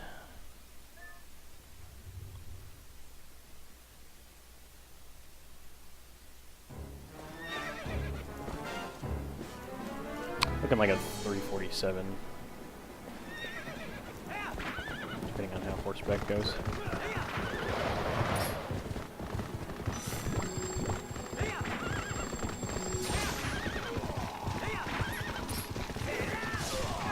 And that man just killed 347. Let's see.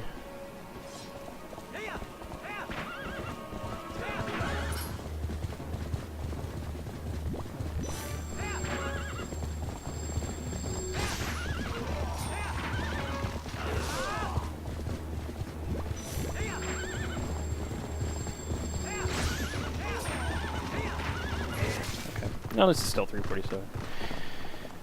Okay, coming up on time, it'll be about 1 minute.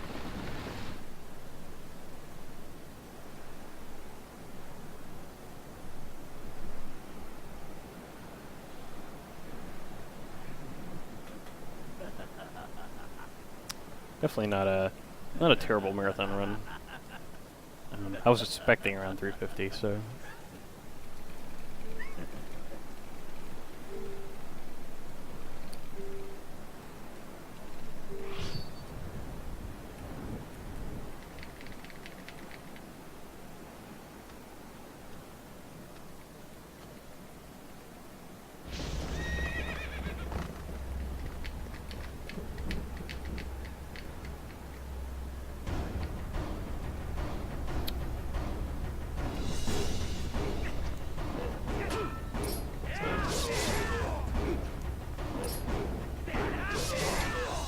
And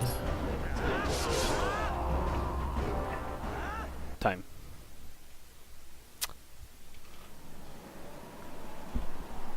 I got 3:47:35.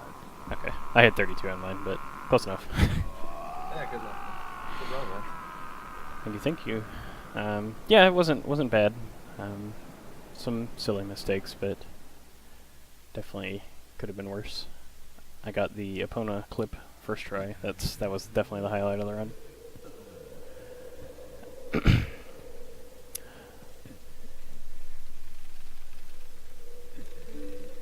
And I just want to say we got an anonymous $75 donation saying, hoping more people will help lower the 2017 attendance fee and help give Raikou Rider a hard time. He fulfilled the Tier 6 Zelda randomizer tier. Thank you very much.